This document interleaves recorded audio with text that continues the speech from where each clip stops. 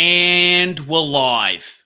We're live! We're live. Welcome back, delicious listeners, to another episode of Artie and Fist. Artie and Fist. Artie and Fist. You should know that. We're both on a list. Probably, I don't know, right? Have you been informed of the status of the list, Artie? No. I have been reliably informed that we are both definitely on it. I look forward to meeting you in the gulag, mate. It'd be nice. We can sit down, share a nice, roach milk together, catch up, talk about old times. No one tells you when they put you on a list, all right? Once you find out you're on the list, that's when it's too late. Once you know. Actually, that'd make a great Hollywood film. Coming next fall, The List. Once you know you're on it, it's too late. Hollywood would never give us predictive programming like that, okay? Never, right? If there's one thing you can say about Hollywood, right? They're good dudes, right? Straight down the line, good Christian gentlemen. Yes, it's run by a very diverse group of people that haven't had their hands in it since, the 1930s. That's right. And now they have a prime minister who, by his own admission, somehow thinks that Jews, by his own admission, have been fighting and losing the propaganda war for 2,500 years. You own the media. How are you losing the propaganda war? Is it your behavior? Imagine that. Imagine actually saying that out loud, that you're losing the propaganda war for 2,500 years.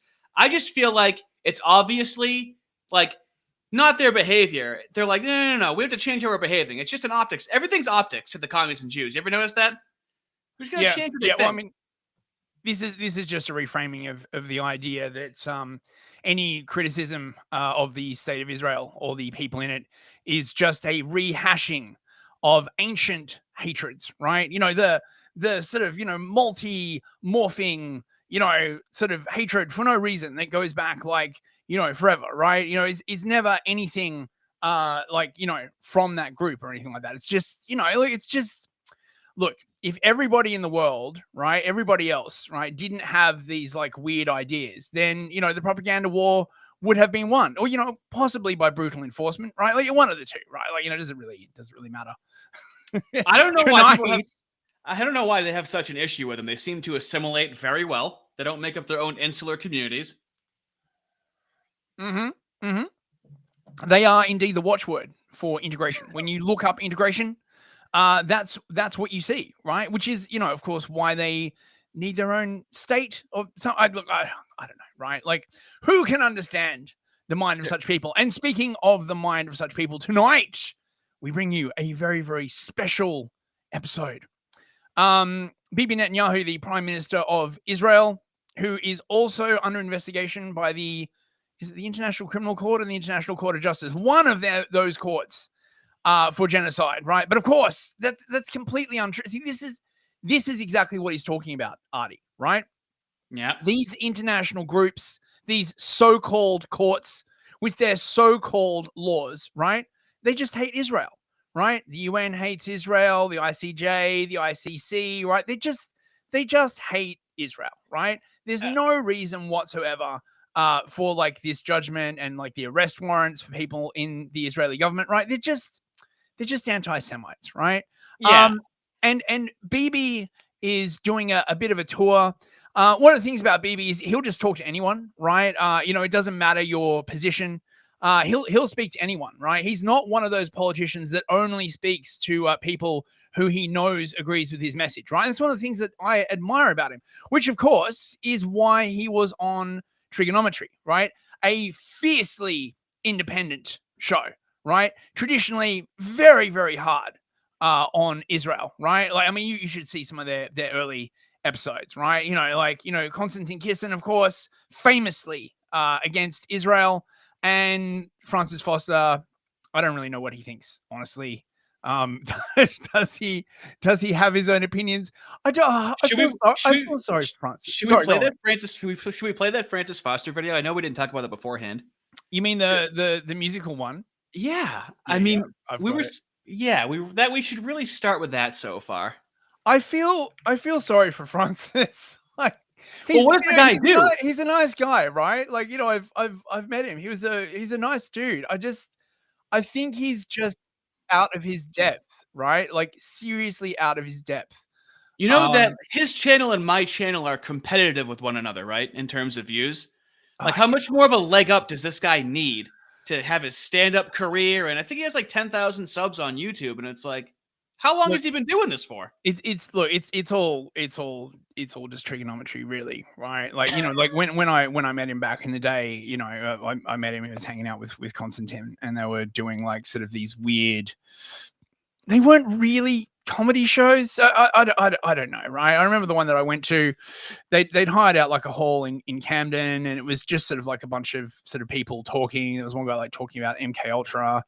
And just making such a terrible hash of it that like a couple of times I really wanted to stand up and just be like, that is complete and utter bullshit, right? You know, like you ever been in an audience, right? There's like someone talking and they're just getting like a whole bunch of stuff wrong.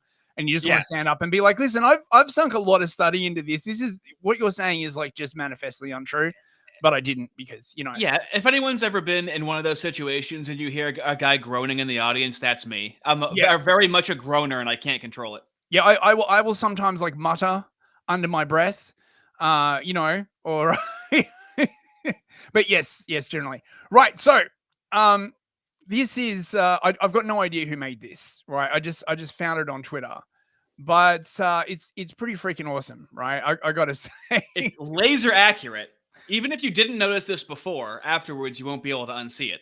I mean, someone replied to me back on Twitter, right, when I posted this, saying like cruel. And I'd be like, well, look at the people that he interviews and the causes that like Kisin supports. I mean, life is cruel, I guess. Anyway, enjoy, bros. So I don't see this as a conservative versus not conservative issue. This to me is, it's like, it's a mind virus, this stuff. It really is. I think you're right. It's not necessarily political. I don't know whether an army should reflect society. I don't give a shit if it reflects society. I don't care. I want the army to be good at doing its job. Why does every institution have to be a tool of... What am I doing on this show? Social engineering, effectively, right? What is my purpose here? Does anybody know? What have I to offer? What's inside my head? Should I be listening to what that other bloke just said? What should I say? I'm at a loss. If I start talking now, will Konstantin be cross?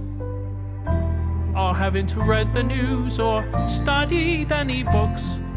Konstantin's the brains of this, so I must be the looks. I know that there will come a day when I will come up with a clever thing to say. And when I say it, everyone will know what I am doing on this show.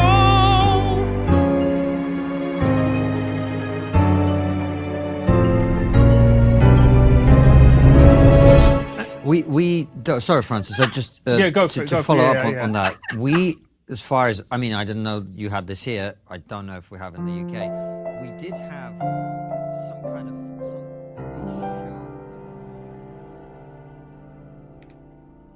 of poor Francis. Of course, the answer to the question of what he's doing on this show is making it so that Kisin doesn't just look like Ben Shapiro, right?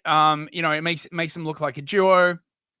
Otherwise, it would just be Konstantin, and people would be like, "But wait, you're Jewish and, you know, Russian."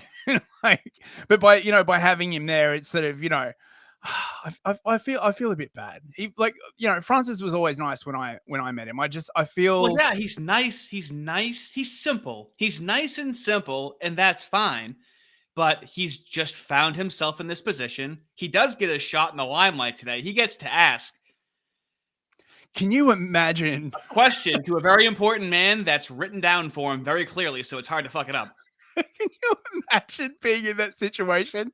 You're about to ask Netanyahu a question, right? And if you screw it up, right? Your entire life will be destroyed.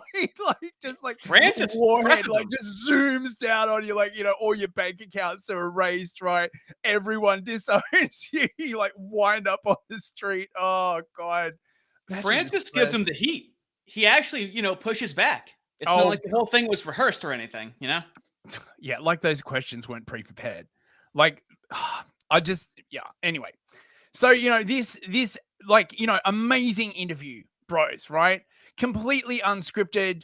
It's just it's just amazing, right? It's fortunate that we are allowed, a bit of sort of, face-to-face time with Netanyahu, right? Humanize him a bit, right? Like, as he says, Israel is losing the propaganda war. I can't think why that is. Possibly all the killings, or something else. Artie, would you care to venture why you think Israel is losing the propaganda war? Well, it probably has something to do with people having a history of kicking them out of their country. And I just think it's hilarious that they started a group in New York, in my country, in 1843. German Jewish immigrants were like, hey, we need to start spreading the good word about how good we are and how nice we are and whatnot. And are you familiar with Jewish disabilities? Not like being disabled, but like laws not allowing them to gain power in a society. You familiar with that? Oh yeah, of course. Yeah, that was the Nuremberg. They were like, big in Germany and stuff. In like Germany, they banned those laws in like 1870, and they were like, you know what? We shouldn't try and keep them down. 70 years later, those weren't there to oppress the Jews. Those were there to keep the Jews safe. Those laws, not letting them work in banks, not letting them rise to certain levels of power, have certain jobs, was actually for their own safety. But well, I mean, there was that communist revolution that nearly overthrew the government of Germany in 1913 or thereabouts. That actually resulted in the Weimar Republic as a compromise agreement between the Kaiser and the communists, right? And of course, as we all know, right, there was nothing ever wrong with the Weimar Republic, right? It was a great system of governance. Everything worked fabulously until the sort of unpleasantness that followed in 35. I'm getting my dates mixed up. Anyway, shall we? Well, hold on. Before we do this, today's a special day, okay? James Lindsay today, right now as we're speaking, is in Dallas at a convention that he himself puts on with Michael O'Fallon. And I had said, now James Lindsay actually reposted me, okay? Yes, he did. When I said, there's like 20 people here. He's trying to take money for like $1,000 for a sponsor, $6,000 for a sponsor. And he actually reposted it. So this is true, that it has to be severely underattended. So you can have a single sponsorship, 3,000, 4,000, like what is this? Like, how many people are going to this? For someone to want to spend thousands of dollars for what? A little booth? Well, for one 6-foot table, in the exhibition area, 4 workshop tickets, logo on website and program. I mean, this is quite interesting because we were looking at the website previously, and there were only like sort of 2 logos that did not seem to be connected with Lindsay and Fallon. There was that girl that does the fascia treatments, and there was that guy who owns like a car rental company or something like that, right? So perhaps that is a better way of looking at whether it was subscribed or not. I mean, look, it looks lovely. It's at the airport Hyatt. Scroll up to the tweet real quick. Airport, a lovely airport. If you've ever been there, Dallas Fort Worth, truly one of the world's airports. So I had said, has anyone heard of a sponsor at these events? Whenever I see videos, there's like 20 people there. There's no paper trail of James making anywhere near enough money. This thing is entirely funded by dark money. So for some reason that struck a chord. And he said this one in Dallas last year sold out and had the attendance slightly over capacity. Does he say what the capacity is? Of course he doesn't. Everything's plausible deniability with James. And then he makes this point where he says, I'm sure he understands the allocation of capital to make products. You spend money you earn to make things like videos that might turn a profit. Since when does James Lindsay have the engagement or the view count anywhere to make money from videos at these places? If you want, just real quick, if you could pull up the new discourses from last year. So I just wanted to see what he was referencing last year to get an idea. You mean the YouTube New discourses Dallas? You mean wait. You mean the on YouTube or on YouTube? Yeah, the new discourses and then Dallas in quotes. Discourses. You know, he's talking about making money with videos. So that would be like a view count, I assume. And he's really making it sound like these things are like, 20 people, please. There might be 50 or 60 there. Look, we're on the top page. If you search for new discourses. Wait, hang on. I fucked up the spelling. Also, Artie, dark money, isn't that a bit racist? Right? Like, what kind of money are we talking about here? Look at these views: 27,000, 45,000.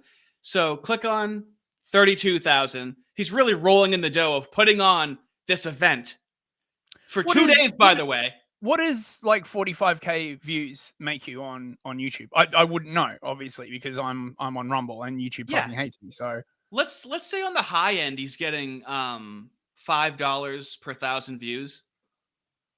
That's not a lot of money. I mean, he'd have to be getting $20 per 1,000 views, but that would be if he was having really targeted ads. But go to the first video. This one, Communism 3.0. Right. Yeah. So go to the beginning. Okay.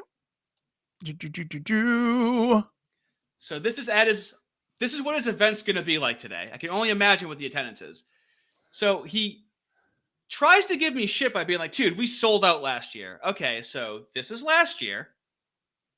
Yep. There is okay. Like, right there is a crowd shot where it does seem to be larger, right? Like that's easily a couple hundred people. How is that a couple hundred people? There's like a lot of people in the back. You've been to many conferences, Artie? You know? Yeah, they're usually larger than this. So now, mind you, we looked at the hotel and there was a 2 TV one. Okay, this is a much smaller one. Than the one that we looked at, and the one that So there is who would pay $6,000? You would have to have a high level of foot traffic for that. It feels just very money laundering. It feels like all the people that are there are like a covenant themselves. It's almost like a cult within itself. If you want to just real quick go to the new discourses page on the channel. Yeah. So what's a ticket for this thing cost anyway? It was $150 if you're there, $100 early. Now, if you want to go to scroll up to his links. Yeah. Links. Oh, is there any more links? Yeah. Yep. You just scroll down. Just scroll down to his Telegram. Yeah. If you want to just click that. I can't share Telegram, unfortunately. Either way, there's 963 people in there. There's absolutely no engagement on anything. He plugs this event. If you type in what this event is called, no one's taking pictures. Still, no one's taking pictures of themselves being there. It's like a secret orgy that's going on there. Anyway, I had to get that off my chest because the woke right is going to be mentioned in this by Bibi Netanyahu, which I know made him cream in his pants that the Israel prime minister mentioned it, which in James's mind, he thinks like, now it's worldwide, but it just makes you look like a shill. Crikey! We got our first super chat of the night, Artie, from Deadpool Kid. Good to see you, Deadpool Kid, for $10. Hey guys, I couldn't help but notice you two noticing too about noticing. We're going to have to cut back on the noticing a bit here. Too much notice is bad notice. That is absolutely true, Deadpool Kid. I really need to renew my prescription of noticinol. I have a distinct noticing problem that I'm actually taking medication for. And if I wasn't taking that medication, you would notice that my noticing would be noticeable, quite frankly, you know? I can't help but notice. I mean, I want to put it to you this way. I am eternally the 5-year-old at a grocery store that sees a fat woman and goes, she's fat.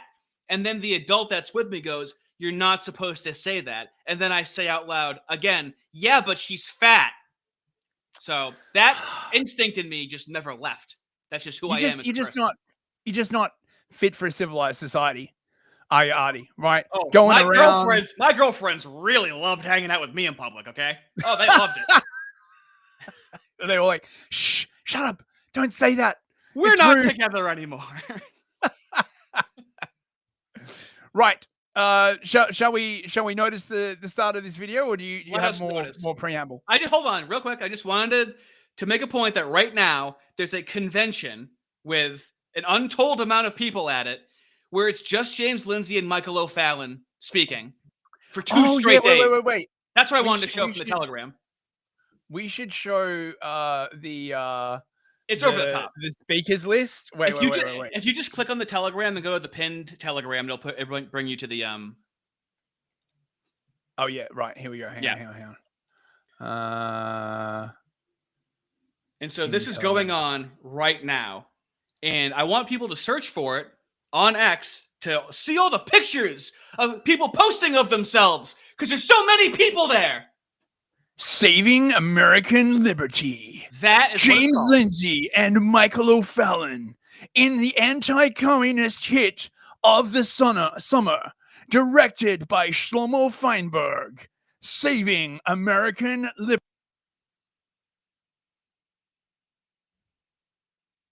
Hello?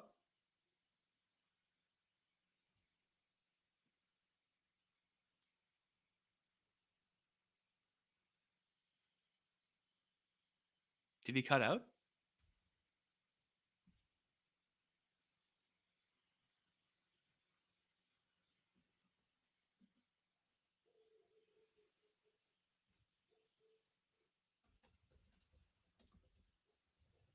Hello?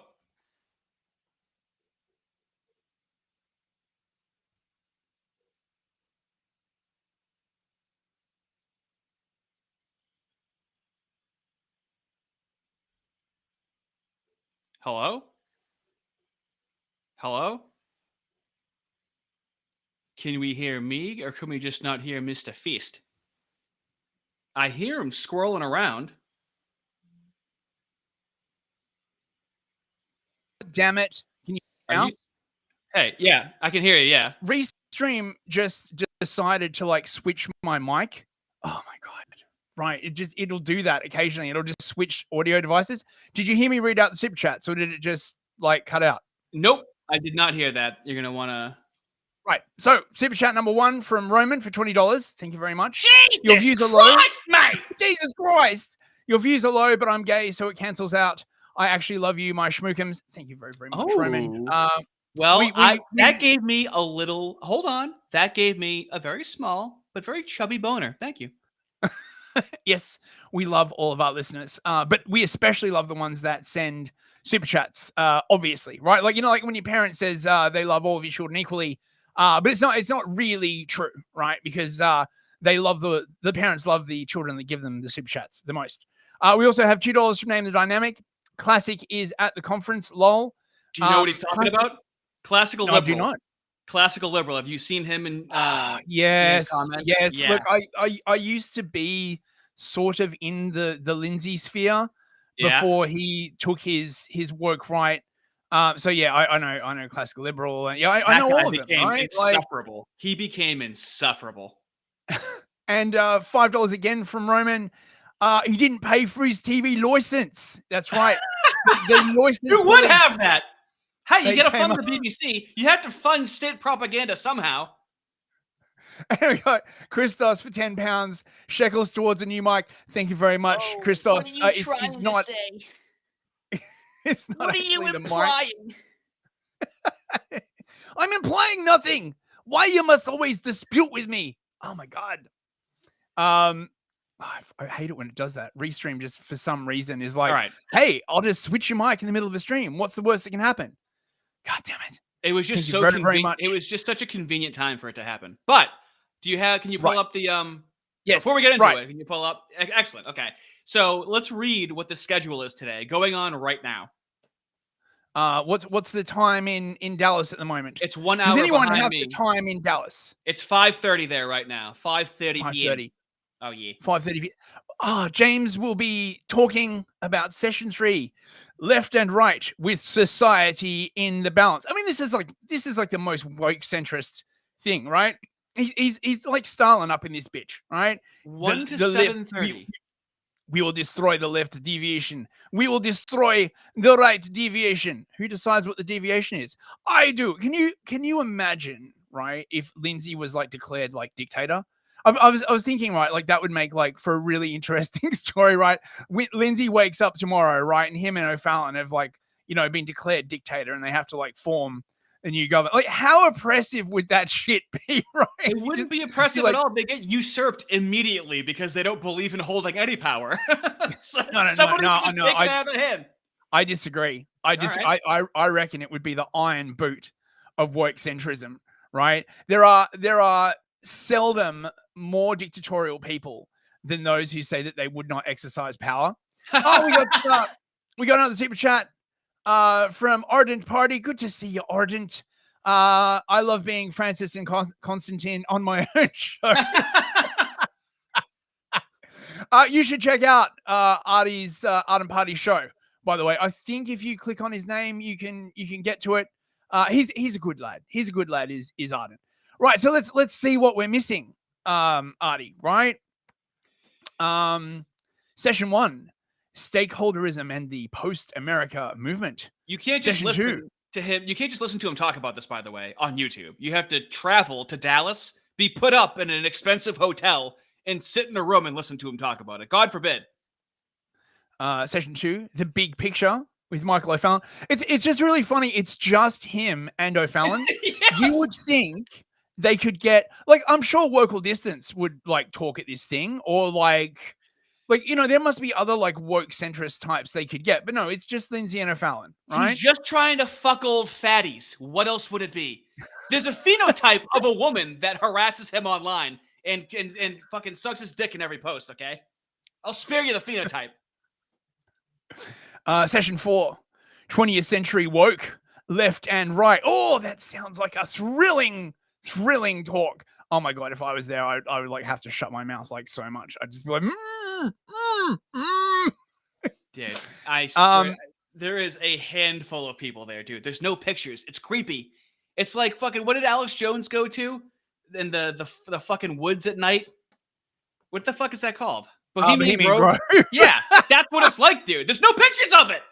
It's only the YouTube videos they put out that have a couple dozen thousand fucking views on it, which apparently is his scheme to make the money back on it. I guess the real question is like, how many politicals are there, right? Because I'm sure there's like a bunch of like normies there who are just like, I'm a boomer, and I don't like them Russians and them communists. This Lindsay guy sounds like he's got a few ideas, but like, how many actual political thinkers are going to be there apart from like him and O'Fallon? They never leave. Oh, we've got Saturday to look forward to, mate. Yeah. I better fly out there right now, right? Otherwise, how will I survive missing such incredible topics as leftist neo-integrationalism from Michael O'Fallon, integralism, or a panel discussion with James Lindsay and Michael O'Fallon? Well, that's a surprise guest. It's just those two for 2 days. Session 7, 21st century woke, left and right, with special guest James Lindsay, followed by session 8, rightist neo-integralism, with another special guest Michael O'Fallon. Dude, that's like writing a paper and you're really trying to fill it out. You're like triple spacing it, making it like a 13.5 font. Do it on the left, and if it's on the left, then one has to be on the right. It's the same, but opposite. You think they would get at least one other speaker to make it look not quite so astroturfed. Circle jerky? So astroturfed. And session 9, what is an American? Wait. I've got a clip for this. I've got a clip for this. Hang on. I got to fucking play this. I just absolutely have to. The spirit. He has the spirit right now. Oh Lord, he has the spirit. I got the spirit. I got the spirit. Come on, where the hell is it? Wait. Fangtooth for $2. What is an American? An American is Con Inc.'s What is a Woman? Yeah. I mean, honestly, I don't know what ground they're gonna fucking cover there. It's that clip from that movie, Civil War, where he's like, what kind of American are you? Oh, I love that clip. Where is it? Come on. Real quick, you can just scroll down. And Here we go. Found it. Okay, found it. Right. Sorry about that, guys. I found it. There's some kind of misunderstanding here. What? Well, you're American, okay?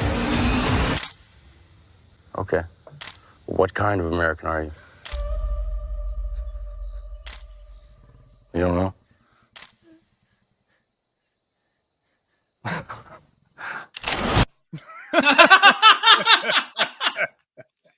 What is an American? What is an American? We're gonna learn at the end what James Lindsay thinks an American is. I mean, wait. So someone said, "What is an American?" Is Con Inc.'s What is a Woman? That's actually a very perceptive super chat, right? Fangtooth. Yeah. I mean, it's going to be. Except, of course, it's much more nebulous to define, isn't it? Right? You can't just. I don't know. I was going to say pull down someone's pants and look at their junk and define whether they're American or not. Possibly, if you see whether they're circumcised or not, maybe. I know what an American dick looks like. Okay. Yeah, I'm sure you do, Artie. Once you cross the pond into America, your dick is gonna change, and I'll be able to tell it's a different dick. Show me your dick now, and then show me your dick after you're a citizen. Okay. I mean, only me and nobody else. You do like to inspect dicks. I I do know that. I'm good at it, dude. I'm fuck you. You're jealous. I'm good at it. It's more of a passion and a calling, right? I do not get paid. Nobody comes in from that. Fan of the sport. Oh my god. You do it for free. Real quick, just scroll down. Let's see who the sponsors are real quick. Okay, so so this is the funny thing. They've padded out the sponsors thing, right? With new discourses in sovereign nations. Okay, so that's James Lindsay Michael, and Michael right? O'Fallon. Asians for Liberty, which is Michael's wife. Yeah. Shooting Soul. Shooting Soul. Is that like when you shoot yourself in the foot? Oh, I think this is new. It's a guy. That's a guy who puts out videos that people don't watch. What is this? He got to be a guy that sponsors it. Look at that. Pulling everything in. This guy's raking in dough to be a sponsor there, dude. What is that? The $6,000 tier? I'd love to see his table. Why they take a picture of anything going on there?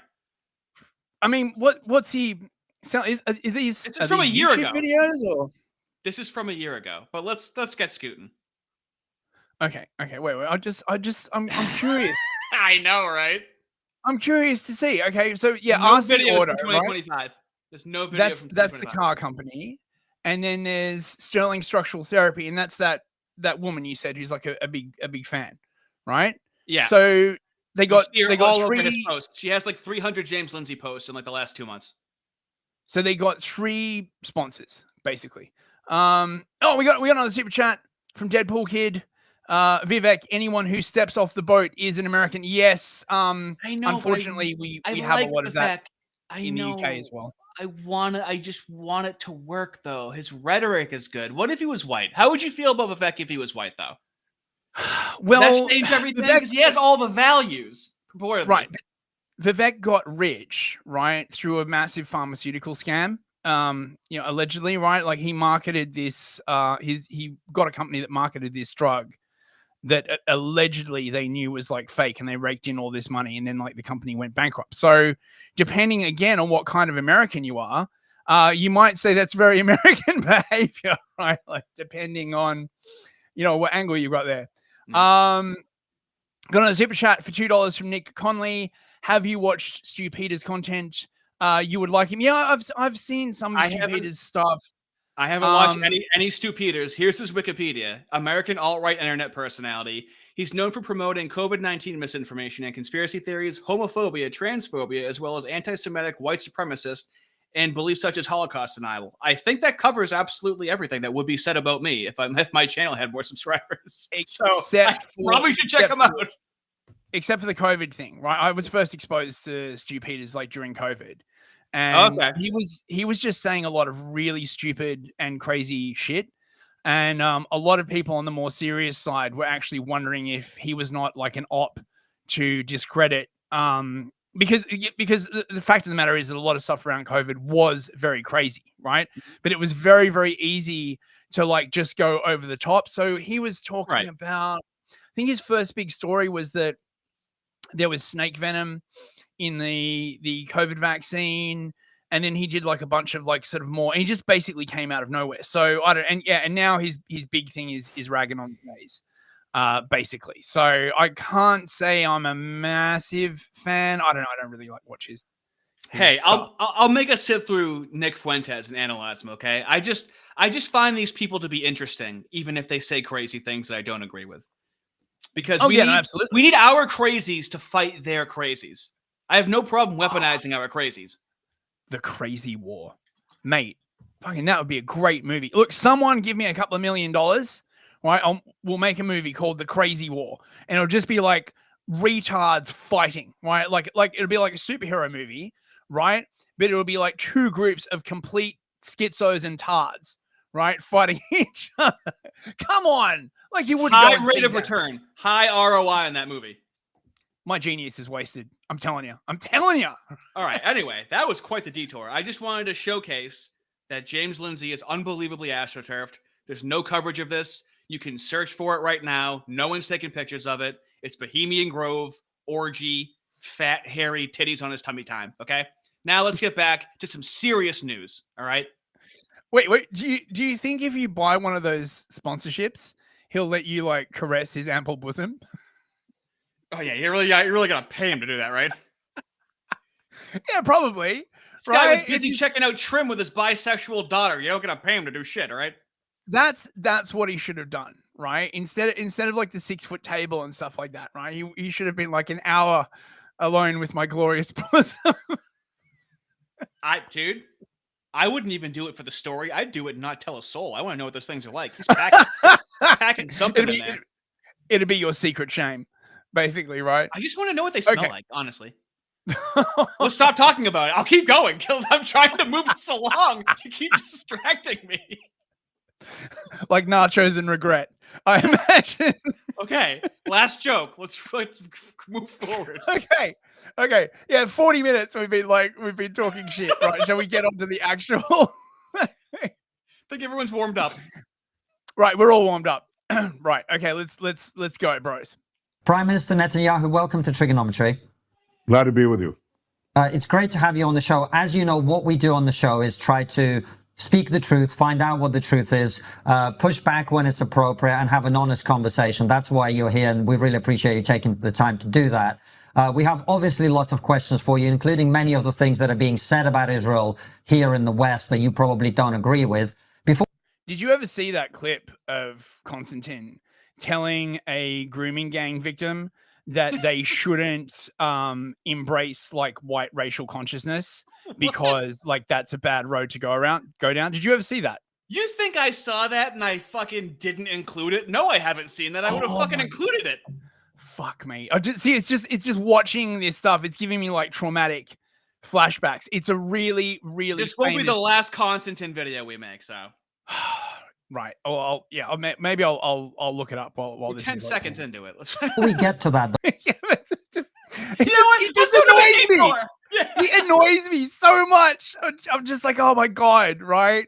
What I really want to ask you about is October the 7th, and you had a very strange and unique experience that very few human beings have ever had, which is being in charge of a country of 10 million people when it's attacked in this horrific way.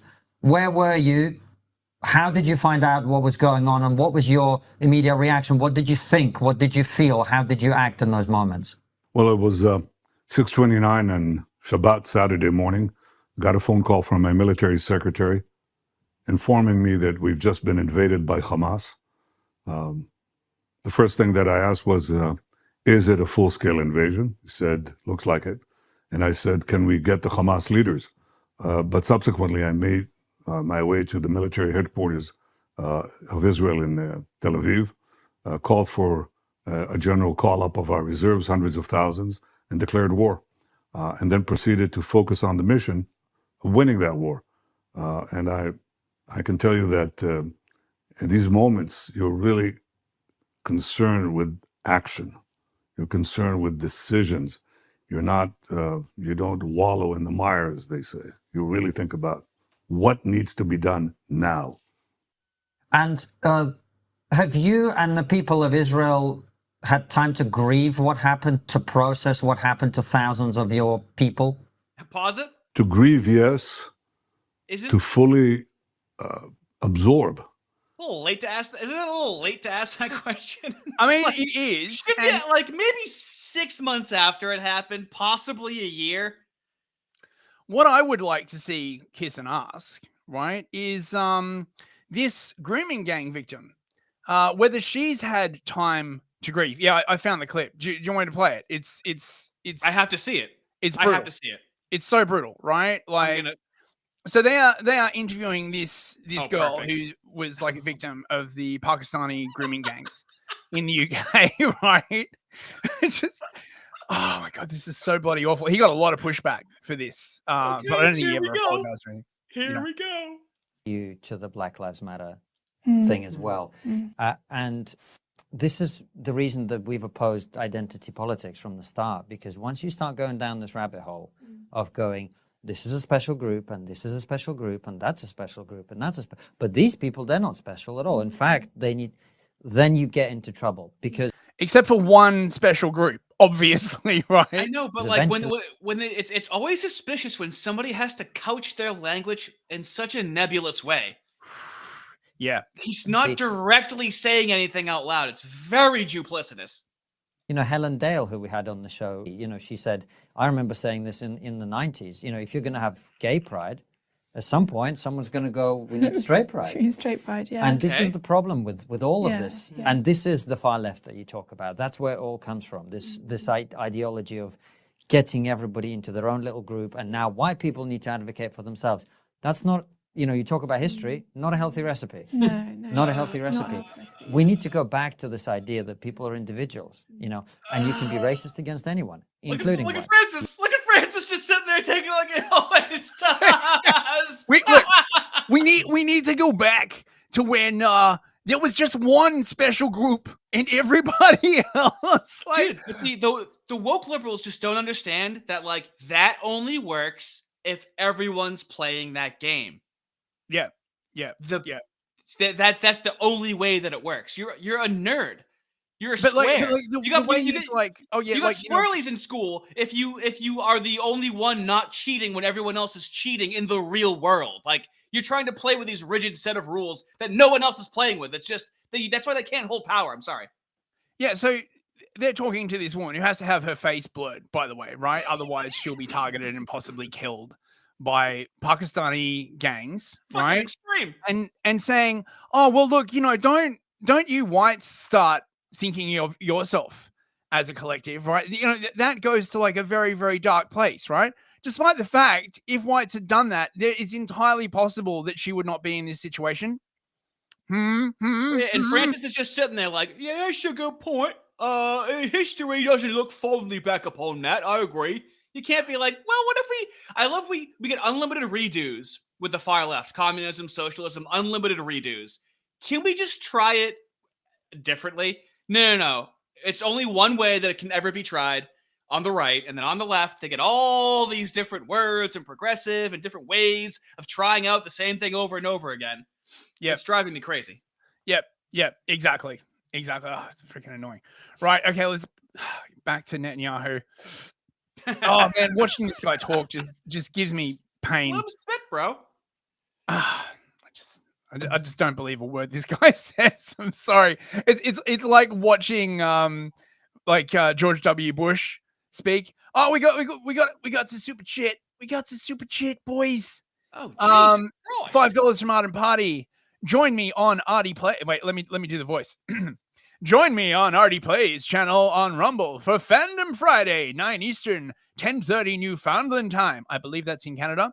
Cheap advertising for me, very low wage for Artie and Fist. Thank you very much. Always appreciate Art and Party. Go and check it. Go and check it out. Actually, he has movie reviews. I think he watched Double. No, Lord of War. Lord of War was the last one he did. I haven't had a chance to watch it. No, it was from a few months ago. I think it was Double Team with, was it Dennis Rodman and Jean-Claude Van Damme? I forget which double movie it was. He'll be able to tell me. But it was a nice throwback. Thank you, Arden, for the super chat, and best of luck with your streaming. Right. So okay, let's go back to Netanyahu. You're dreading this. I just get through it. You know what it reminds me of, right? It reminds me of like after 9/11, right? When Bush would fucking get up there and he'd just be like, hey, we're fighting a war against evil. We have to take down Saddam. We have to invade Iraq. It's a war against evil. It's us and them. They have weapons of mass destruction. And I'm just like, you're so full of shit, mate. Like, oh my God. Right. Okay. Right. My loins are girded. My goins are loaded. Yeah. This savagery, I think, is more difficult because you seldom encounter such bestial behavior. In fact, I don't think you encounter it among beasts. I mean, the deliberate raping and murder of women, the beheading of men, the burning of babies in front of their children, the kidnapping of innocent people, grandmothers, Holocaust survivors, their grandchildren. It is savagery on a scale that we haven't seen since the Holocaust. I'm sorry, pause it real quick. This will be so quick. Me. Let's not compare Palestine and what the Arabs are doing with the unbelievable feat of German engineering of the 1940s. Let's not. I wouldn't say it was savagery, okay? I wouldn't say it was like feral, okay? I would say it was pretty highly sophisticated for the time. That's all I'm saying, okay? Look, you're not supposed to say that. Wait, hang on. Okay, so hang on. I'll just post Arden's stream link in the chat. Check it out, guys. Arden's like, wait, what? Look, he's doing all the greatest hits. Okay, right? Holocaust mentioned, burning of babies, like, no. Let's not get into the considerable evidence that many of the deaths were caused by Israeli Apaches, helicopters firing on people. I mean, have you seen the pictures, Artie? Have you seen the pictures of the aftermath of the dance festival or whatever? No, I haven't.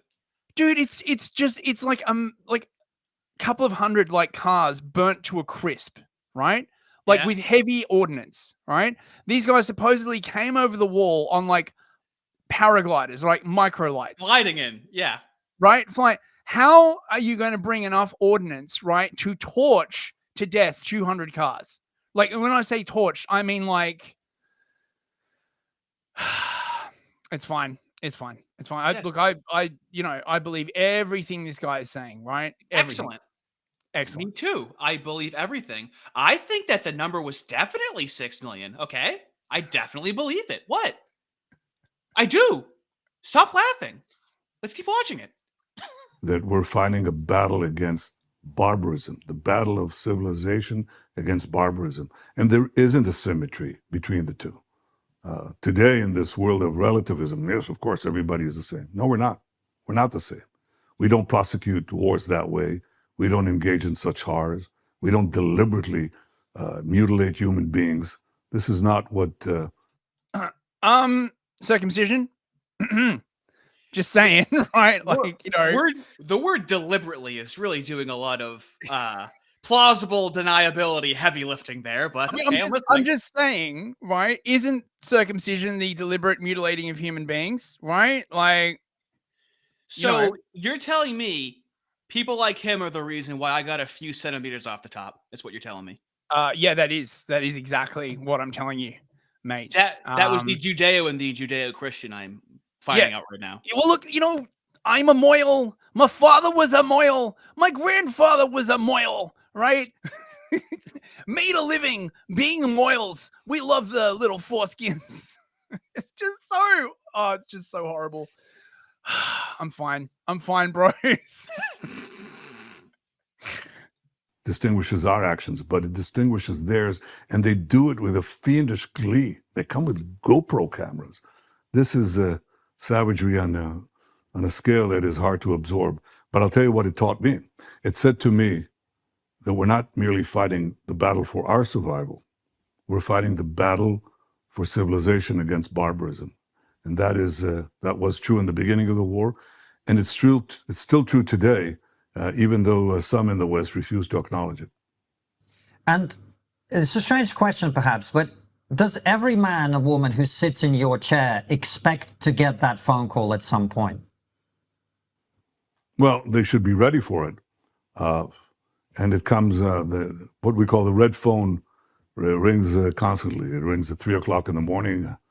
And my wife says, can't you let us sleep one night? And the answer is not many. There are these interruptions because Israel is a country unlike any other. It is still surrounded by enemies committed openly and sworn openly to its destruction. And therefore it has to be vigilant and protecting itself. I mean, you know, yes, Israel is surrounded by enemies. I don't know whether you could say that they're the only country that's surrounded by enemies, to be perfectly honest. But like, I mean, look, you know, this whole we are the exceptional people is like at the heart, the root of Jewish identity. You know what I mean, right? And on the one hand, it's, you know, it's very, very good for them. You know, they've managed to maintain like continuity, you know, for you know, centuries, right? You know, and I got to say, right, like, quite frankly, name the dynamic with $2. Uncircumcised dicks are gross. Thanks, Moose. Wow. Wow. It does get, I heard, I wouldn't know. I heard it gets a little cheesy. I'm sorry, continue. Yeah, no, I was just going to say that their ethnocentrism is one of the things I actually really admire about the Jewish community, right? I really wish that whites had a bit more of that in themselves. You know what I mean, right? Because they are just unashamedly ethnocentric, right? Like they just don't care, right? Like, you know, if they look out for each other, you know, they're committed to their own cause. They've got like, you know, their own sort of like version of history in which they are like the main player. They got a sense of destiny. I'm jealous, quite frankly, right? I wish fucking whites had that shit, you know, like really. I mean, you know, I mean, we're not allowed to think of what it's generations of suppression to the Goyim. Yeah, so. Exactly. Right. But I'm just saying, right? Like, you know, I constantly admire them for that trait, right? And like, honestly, I just wish that we could do the same thing. That's all, you know? Yeah. Constantly. And that's the first role of the Prime Minister of Israel. And since October the 7th, your forces have obviously taken control of significant swathes of Gaza. Your intelligence operatives have secured caches of documents and information, phone calls, intercepts, etc. What do you now know about how this happened, why it was able to happen, including, you know, what happened on the Israeli side to make this possible? What do we now know about October the 7th that we did not know on October the 8th? Well, what happened on the Israeli side needs to be investigated by an impartial commission because it should be investigated top down, Prime Minister down to the last pertinent official or military person. That has to be done. But right now, what we do know and what we learned is that this was part of the Iranian terror axis. Iran had built this network of proxies with the goal of annihilating Israel by a simultaneous invasion from the south with Hamas, from the north with Hezbollah in Lebanon, with simultaneous pelleting of Israel massively with ballistic missiles, with rockets from their various proxies, not only Lebanon and... Wait. Is he trying to rewrite the 12-day war? You know, Israel started that, right? Like, it was Israel that struck Iran first, not the other way around, right?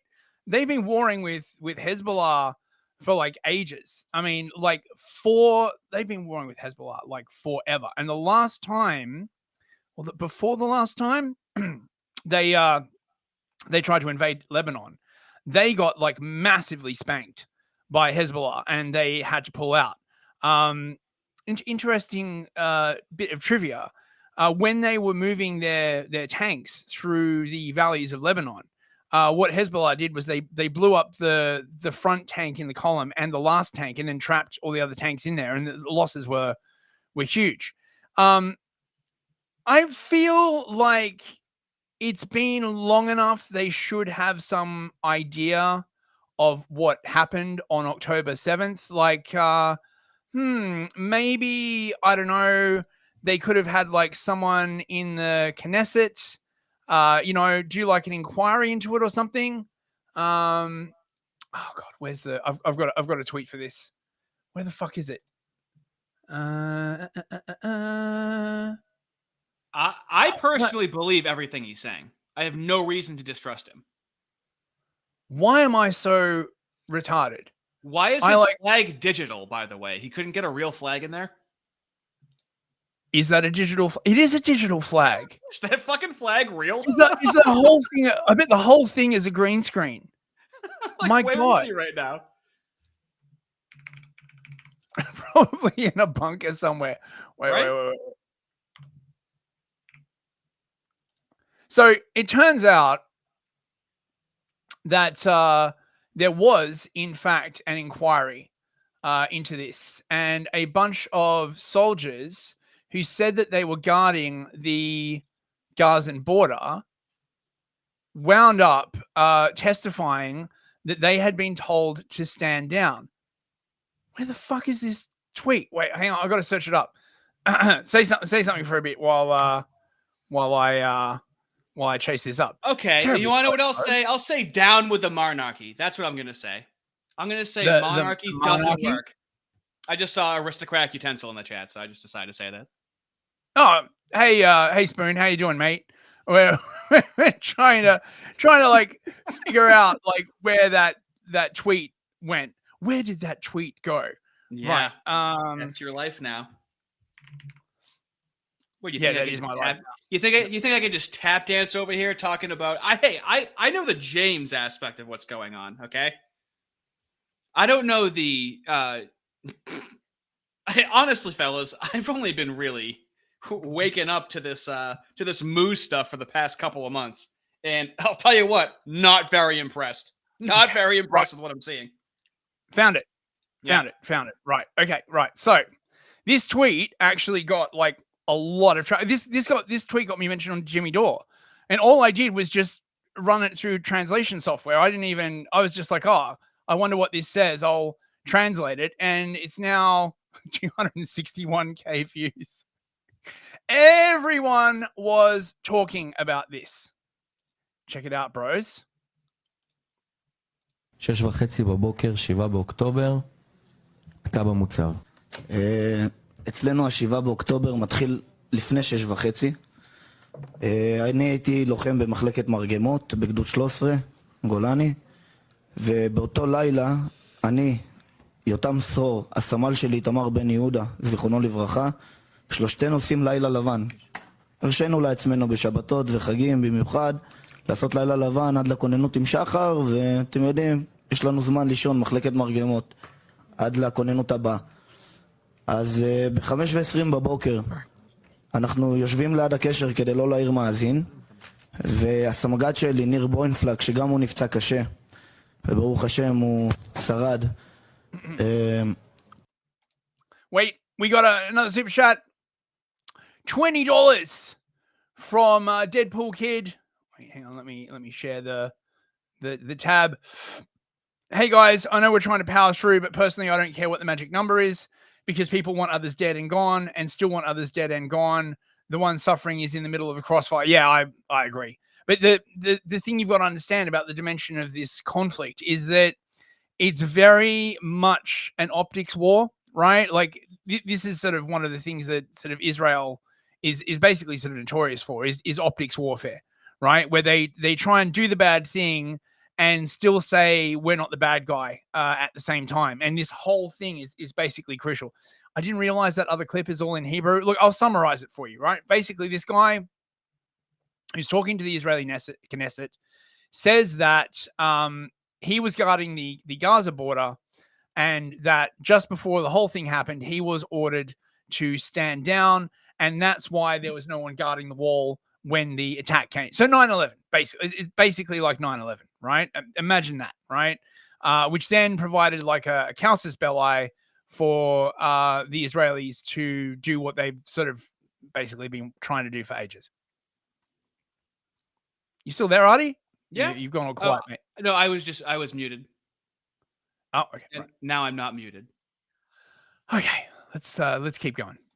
In Gaza, but also from the Houthis in Yemen, from militias, Shiite militias in Iraq and Syria, and from Iran itself. So this was meant to be a simultaneous surprise attack that would hobble Israel and destroy it.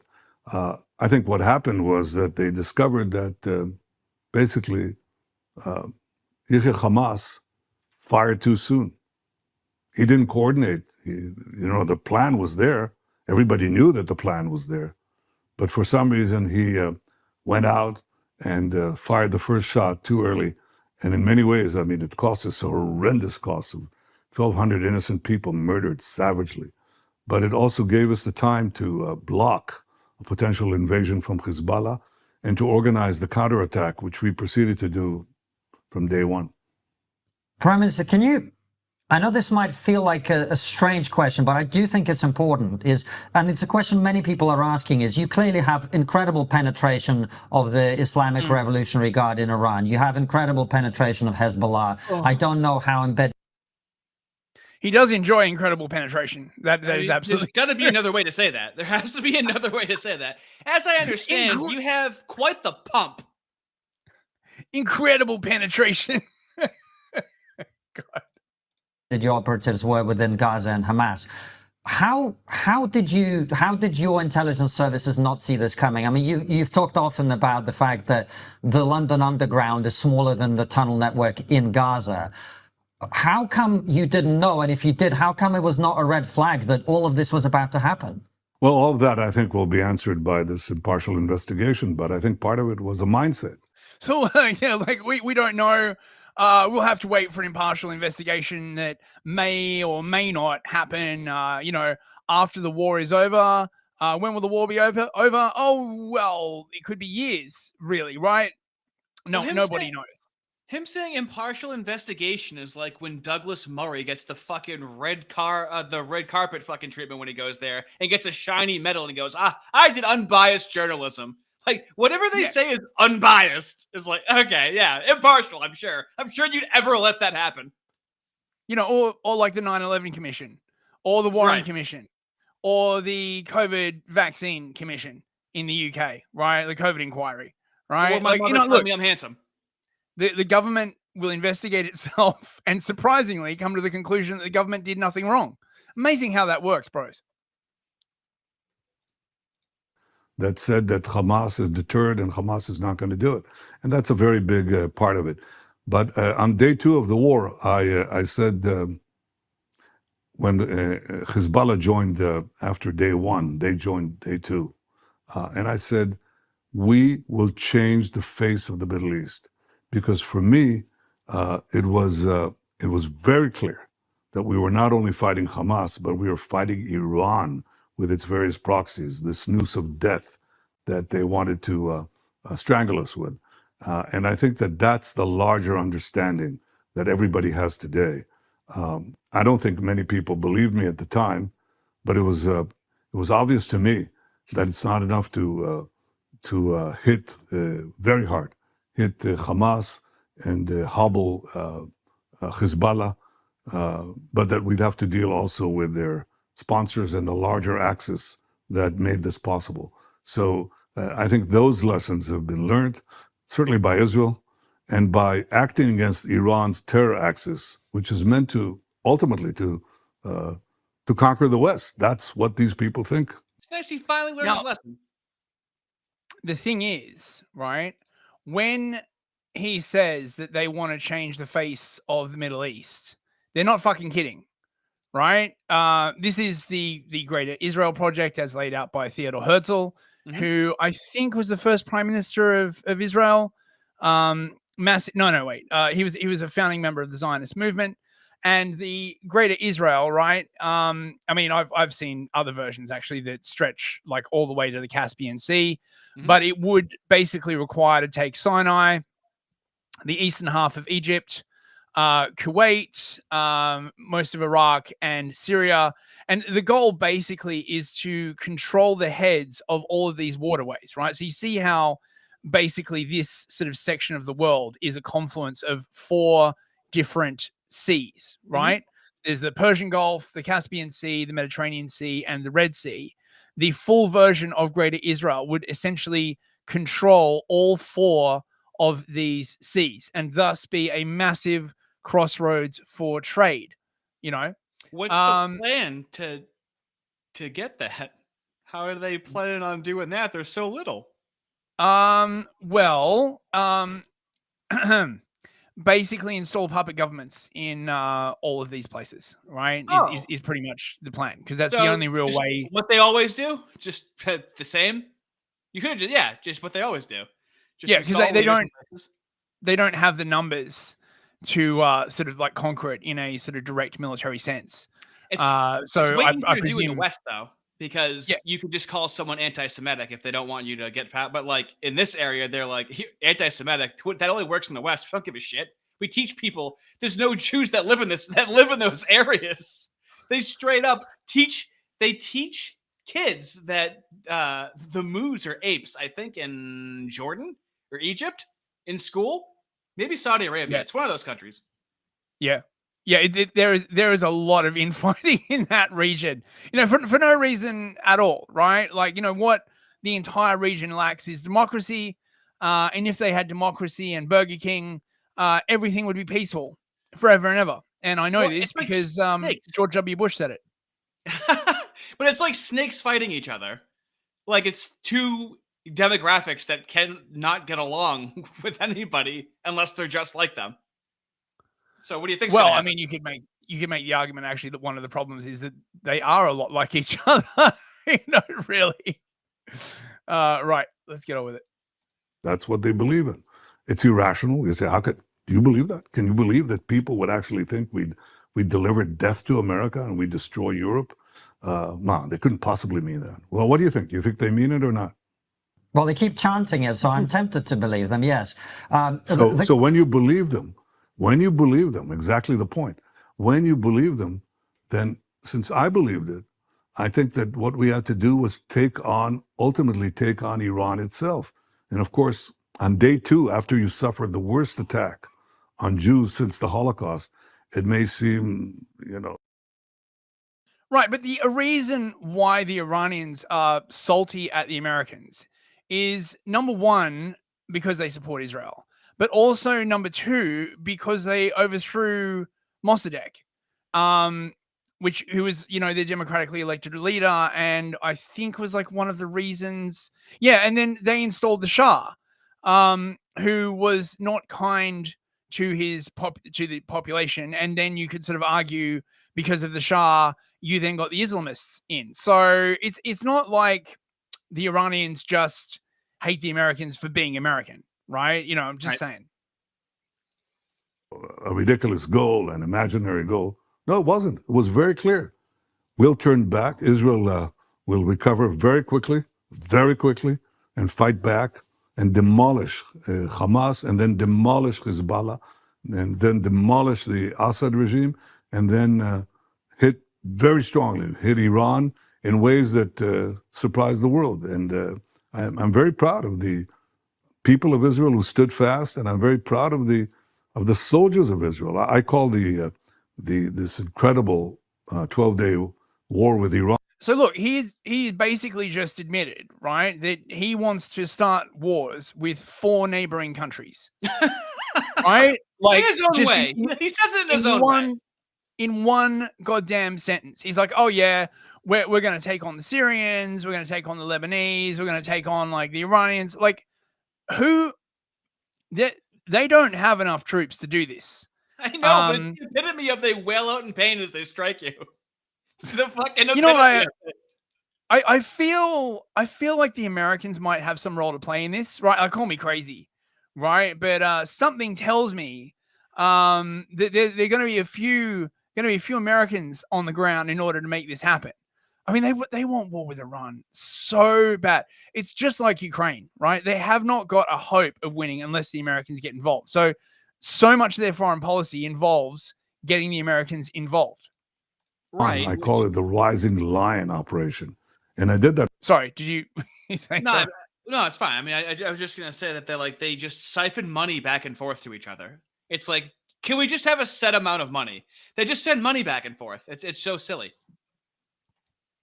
Because in the Bible, it says that the people of Israel will rise like lions.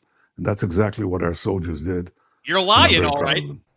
Before Francis takes over, I have one more question. I think even your worst critics wouldn't deny the incredible success you have had in taking down the Iranian proxies and Iran's capabilities itself.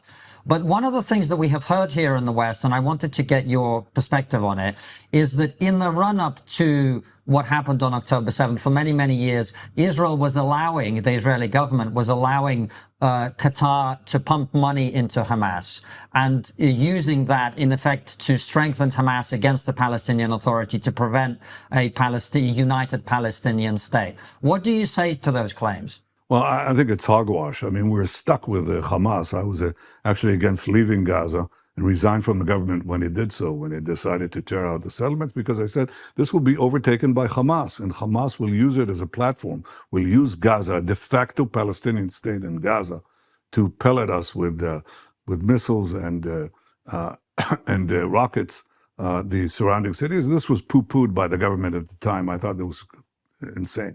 But once they gave up Gaza, that's exactly what happened. Hamas took it over and turned it into a terror bastion. And the question was, what do you do with it? Well, there were various theories. One of it was that you have to aid the civilian population in such a way that you don't have diseases. So you've got to take care of the sewage, you've got to take care of electricity, you've got to make sure there's no famine there. And that was the policy that advocated giving money, which was partial money, by the way. And of honestly, all the money, the billions that went in. It really must suck to have to wipe the asses of the people that want to kill you. Is anyone else in that position, historically? Is this a unique position that they're in? Well, Gaza is, I mean, the Israelis often say, when people say Gaza is a concentration camp, right? Like, no. Gaza is, or was, a ghetto, is right. What it actually is, right? It's not a camp. It's a ghetto. Exactly. And the Palestinians are walking around like, "What's up, nigga?" Yeah, it was very much like a ghetto. I remember that distinctly a few years ago. I forget when it stopped. It changed though. And you would think, given Israeli history, they would be a little sensitive about setting up a ghetto, but apparently not, right? But yes, I mean, look, I mean, this is my view on the whole thing. Really, is that they absolutely hate each other, right? And one must be victorious, and it's not looking like it's going to be the Palestinians. I think personally, though, the Israelis are bitten off more than they can chew. And my suspicion is that when it all goes sideways, it's going to be America who has to step in to clean up the mess, because that's how it works. Yeah, and it's just, who is actually pro-war at this point in America? Well, I mean, the left was with Ukraine. I guess never mind. There's always going to be a swath of people. This is why democracy is a joke. We'll vote for the war if we're told to vote for the war. What was I thinking? The Christian Zionists are pro-war, because they believe that I don't know, something Israel ... Jesus comes back. I've never quite exactly figured out what they mean by that exactly, right? I think some strains believe that all the Jews must return to Israel. which is a Kabbalistic concept, that like, I presume at this point, right, the strain is basically like once greater Israel is accomplished, then Jesus will come back, right? The entire idea that the return of Jesus Christ is predicated upon the state of the modern state of Israel is so, well, frankly, blasphemous. Like I can't even, bro, basically. I just think it's bizarre for such like a prudish, non-promiscuous people. They really love giving that stone dome, huh? They love just dragging their fucking lips all over that thing. Jesus. My God. You mean the Iron Dome? No, the Rock. What's the Rock you kiss or something like that? Oh, that's the Wailing Wall. The wall. The wall. Supposedly the remains of the Second Temple. Also supposedly the remains of a Roman fort, depending on who you believe. It's where they go up to that thing and fucking glock, glock, glock, glock, and take pictures of it. It's crazy. Yeah, it's where they install the mind control laser, I think, which is why like every politician that goes there and kisses it like suddenly comes back and is like, like Ted Cruz. In the same way that they'll like coerce someone into doing something illegal, often with minors, this is a way for them to do something like that, but publicly. Like, okay, well, that's really embarrassing that you went and did that. Like Charlie Kirk has got the little hat on with his like flat back of his head kissing the wall, and it's like, that's tough, man. Really tough. After you get that picture taken, you really would have to disavow them quite loudly after you do that. And still, I don't think anyone's going to buy your shit. Yeah, I mean, but that's like a new development, right? It used to just be like the way stuff was done, right? Like particularly because of the US evangelical population, you know what I mean, right? Like, going to Israel was a sign that you were like kosher, right? You were down with the Jewish people. It was only recently, I think, that it's widely become sort of seen as a negative thing.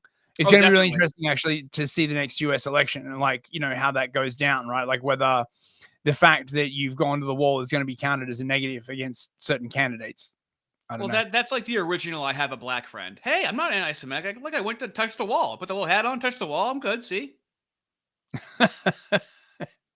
Gaza, this was a fraction, and it was monitored. So it didn't really make the difference. And it also, what did they do with the billions that they got? Not from Qatar. The billions that they got, they built a terror city underneath, terror tunnels. Have you been to Gaza? Have you seen it? No. You're both welcome to come, and I'll make sure that you... Have you even been there? Oh my God, have you been to Gaza? Under whose supervision? You just go wander around in the wasteland. Pick up a few souvenirs.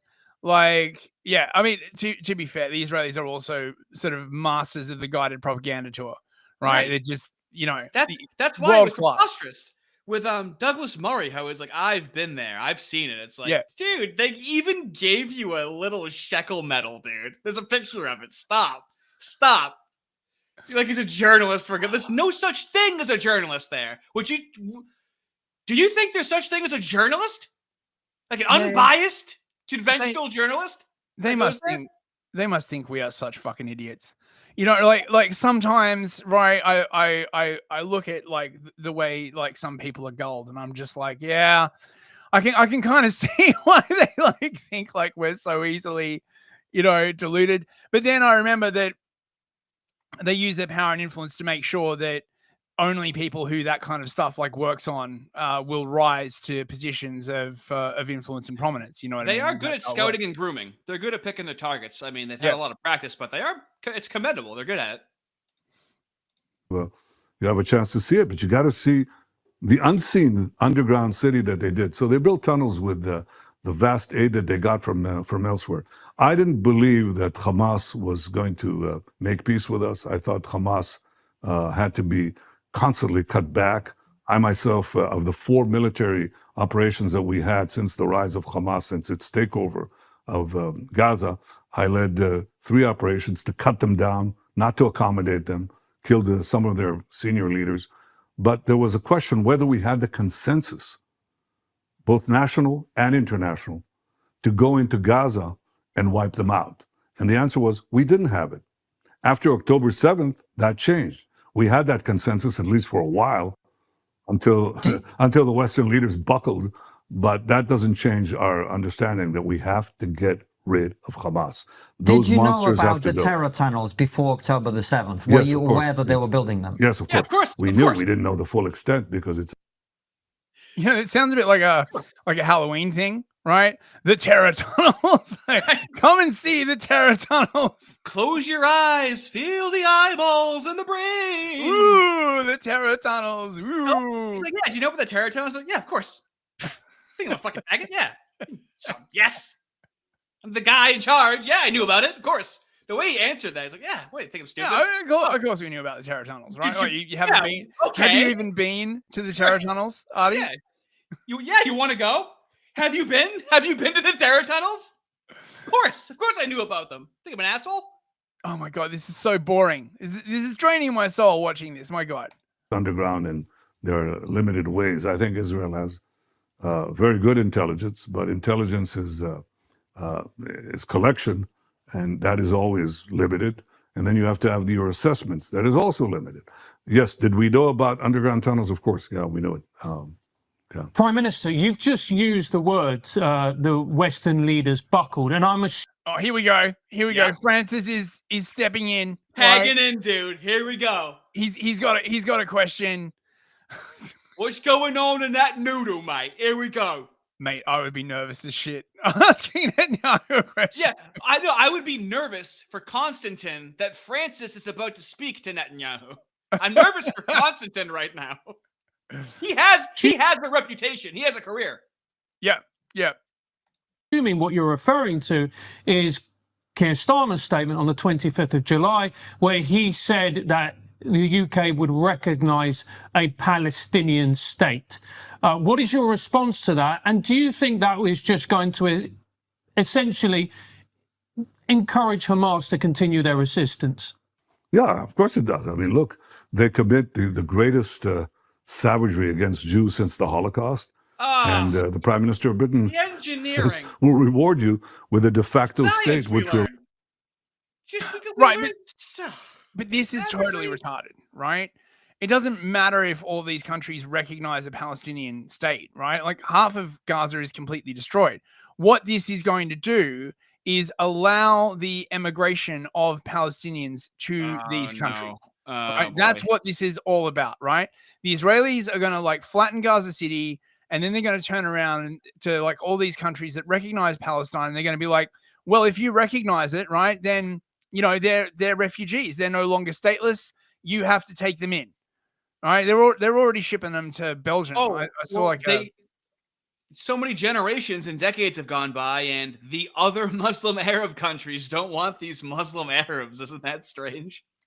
Yeah, because like if you look what happened to Jordan, yep, they took like a bunch in, and then they tried to overthrow the Jordanian government, and Jordan still has these huge refugee camps filled with them. Like, the Palestinians are fucking crazy. At least the Muslim ones. I don't know about the Christian ones, but I only mean the Muslim ones. I only mean the Muslim ones. It's built in.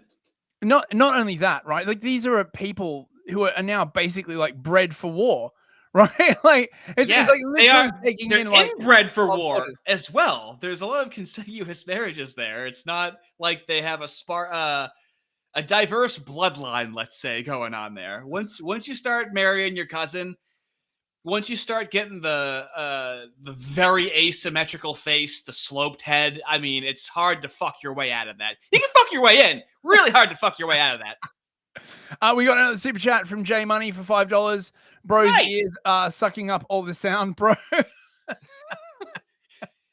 When I made a video, there's one of my thumbnails. No one's ever mentioned it. I increased the size of Konstantin Kissin's ears by about 2, and no one noticed. It looks like giant flappy elf ears, and no one ever said anything. Oh, God. Which is what? Which is committed openly to repeating the October 7th massacre over and over and over again. And they say, well, no, look, we recognize Israel's right to defend itself. You know, they always add that. You hear that, right? Mm-hmm. Yeah, of course. Yeah, of okay. Course. Well, they recognize Israel's right to defend itself as long as Israel doesn't exercise that right. So now let's He literally just talked about like launching wars against like 4 neighboring countries. Look at Konstantin's face right now. Oh my god. He's smitten. He's over the moon right now. Oh my god. Well, you see, we have to invade all of these countries to ensure that they don't attack us. It's a defensive, offensive war. This is why, by the way, like this shit like reminds me so much of George W. Bush, because it's exactly the same like rationale. You keep saying that. You keep bringing that up when you're talking behind. Imagine what would be the response of Britain if, well, in your case, about 15,000 people or 10,000 people would be butchered in one day, and you'd have, I don't know, 2,500 hostages taken. You know, would you say, oh, well, we should give our attackers a state right next to London? Of course not. What would the Americans say if you had 50,000? Bitch, they have a state inside London. Like, what the fuck are you talking about? Right, we literally no-go zones. We literally have several foreign states inside London. You How bastard. spooky is it? How spooky is it, dude? Walking past it. Have you walked past it? Oh, have you even been there? Oh my god. You've been. Dude, I don't want to be. That is so gay. Right? You have cities like Birmingham that are literally like taken over now, right? Like, oh my god. It's like state enforced too. Yeah. You can't speak out against it. You can't express discontent. I mean, I guess if we're following Netanyahu's lead, what he's saying is that we should invade and raise Birmingham to the ground. We have a right to defend ourselves, right? I mean, it'd probably be an improvement, right? Like, Americans butchered, okay, and thousands of Americans taken hostage. Obviously, they'd say, no, we're not going to give them a state, sort of not in New Jersey, but right in Manhattan, you know. That's ridiculous. So what the standard that is being applied is not merely wrong, it's just downright dangerous, because you're really rewarding these monstrous terrorists with the greatest prize, and that's because of weakness. It's weakness. It's weakness in the face of distorted media, of packed social networks, packed with bots, B-O-U-G-H-T, B-O-T-S, bots. But it's also these radical minorities which are protesting. I'd say. I mean, they love the bot. This is like this. James Lindsay got this from Netanyahu. He goes crazy about all the bots online. It's like, yeah, they've been there, but now it's a scapegoat for you to use. Sure, there's a lot of bots, but now all of his followers just call everyone a bot, just like the left did. It's just the same thing, but then the left also is like this guy. It's all the same. Actually, that started during COVID, as a matter of fact. If you recall, right?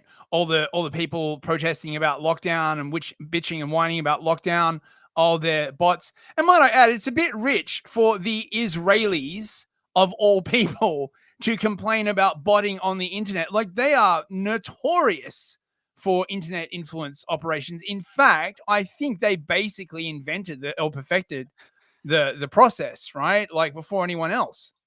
Even if they didn't invent it overseas, one of them in a country invented it, okay? That's how it goes too. Yeah. There. And by the way, you should ask your Starmer. Here's a suggestion. Ask him, okay? What do these protesters say about Britain?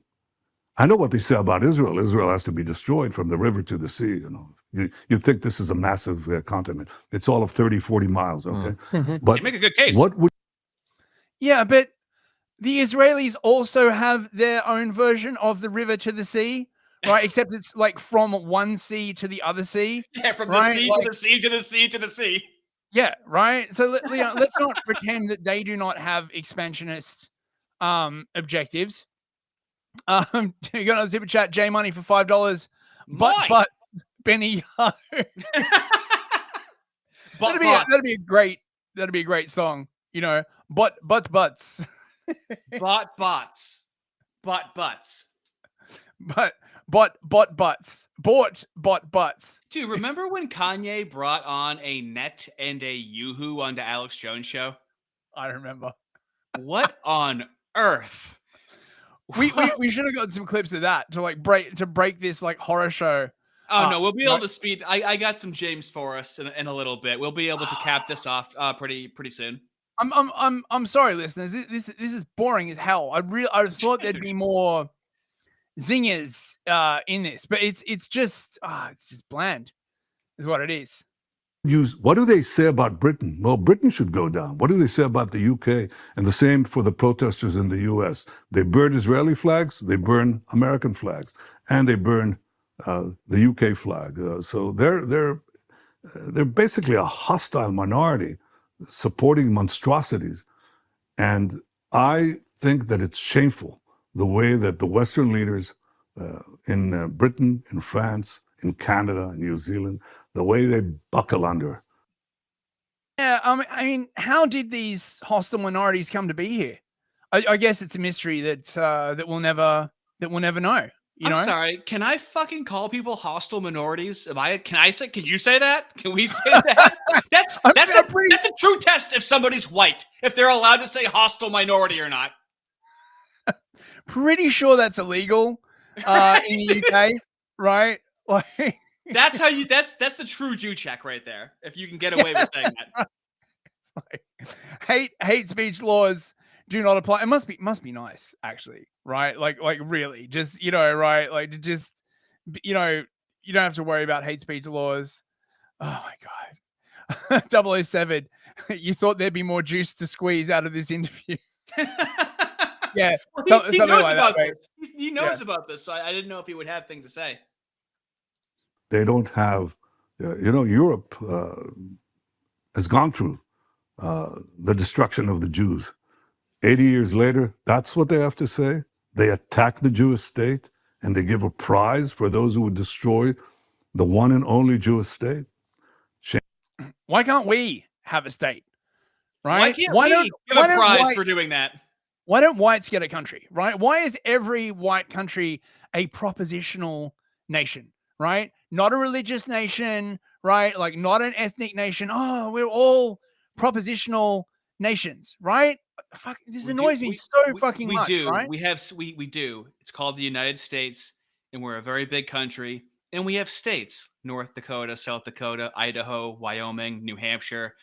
A lot of and it's perfect because the POCs can only survive in a city. Okay. It really thins the herd, and just the whites are left in a lot of these areas, okay? They know the terrain. They're like the Vietnamese, okay? You can't get rid of them. They know how to hide. They know the terrain too well.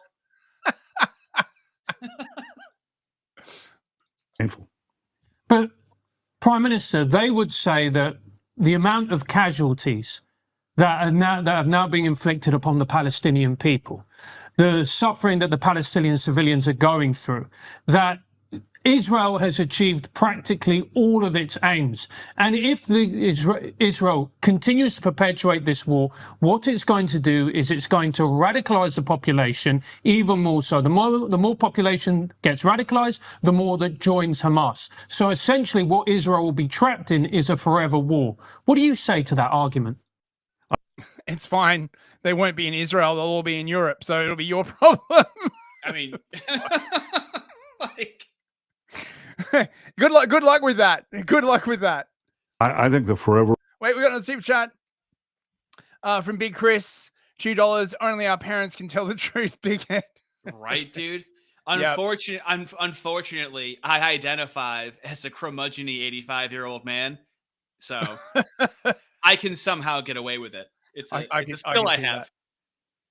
War is the opposite. I think if we leave them there and they're committed to our destruction, then you'll have a forever war. But what is happening on the ground is actually the opposite. What is happening on the ground is we now have Gazans who are fighting Hamas because they see now in the closing phase of this war, after we had to go through these 7 fronts against all the proxies and Iran itself, and now we're circling back to finish off Hamas. 7 wars. Where have I heard that before? Oh, yes. It was Admiral Wesley Clark, right? Who back around the time of 9/11 said that, I think it was the project for the New American Century, that they were going to launch 7 wars. It's on video. in the Middle East. Wow, what a coincidence that is, man. Right? Wow, truly coincidental. I wouldn't read anything into it though, right? Fucking hell. Oh, we also got another super chat from J Money, $5. Netanyahu earmogging this clown. Is this a thing? Is he known for having silly ears? I don't know, man, right? But like, I mean, well, you get to a certain age where your ears continue to grow while you stop growing. That he might be at that age. It would be pretty awesome, right? If during this interview, all their ears like just kept growing like imperceptibly, right? And so like, you know, like the Muppet Show or something like that. But with their ears instead of their nose. That would be definitely more entertaining. And demolish its last stronghold in Gaza. They see hope. They say, don't let up. Gazans, they kill Hamas. They fight Hamas. They die. I have not seen any evidence that this is true, by the way. Okay, it might be true, right? I have not seen any evidence that there are significant numbers of Gazans fighting Hamas. Okay, might be true. I have not seen any evidence for it. Another super chat from Deadpool Kid for another $5. Thank you very much, Deadpool Kid. This guy's been in power for what, 40 years? Yeah, like about that. He is off and on though, right? Off and on, but he's never far from the center of power. Not once has West Asia known peace. I'm sure they're fucked in the head, but he doesn't have to deal with it. Well, yeah. Well, this is the point, right? There's never going to be peace in the middle. I mean, especially not if they launch 7 goddamn wars, right? Like, how trite and how much of a platitude is it to say peace in the Middle East? Like, you're an asshole if you say that at this point. They're going to send them all to Europe. You're going to send them all to Europe. Oh my freaking God. As if Europe isn't fucked enough already. Bro. Fighting them. And they're saying, this is our final hope to free ourselves from this tyranny. You know, this tyranny that has caused them endless suffering and has not invested a penny of the billions that they received for the people of Gaza. So quite the opposite. It's free. You know, we're fighting. You hear this slogan, free Gaza? I agree. Free Gaza from Hamas terror. Free Gaza from Hamas tyranny. Now, as far as Israel's performance. Okay. I gotta break this up with another clip. Okay. Well, we're almost at a point where we can fast forward it. Oh my God. Right. Okay. Now, this is Bezalel Smotrich, Israel's Minister of Finance, basically giving the game away, right? Like, one of the things you got to understand about the Israelis is that they run 2 channels, right? What they say in Hebrew to the domestic population is very, very different to what they say in English to the rest of the world. And stuff like this, by the way, is one of the reasons why I think it's the ICJ, the UN court, decided to issue arrest warrants for the Israeli leadership. This is in Hebrew, sorry, but it's important. והפעם השיטה המבצעית שונה לחלוטין ממה שהיה בעבר. לא עוד פשיטות עם כניסות ויציאות, אנחנו כובשים, מטהרים ונשארים עד להשמדת חמאס. We annihilate everything that still remains in the strip. We conquer, cleanse, and stay until Hamas is annihilated. That right? could mean anything. How can you tell who's Hamas? Well, if they're still in Gaza and they haven't left, by definition, they're Hamas. כי הכל שם זו עיר טרור אחת גדולה.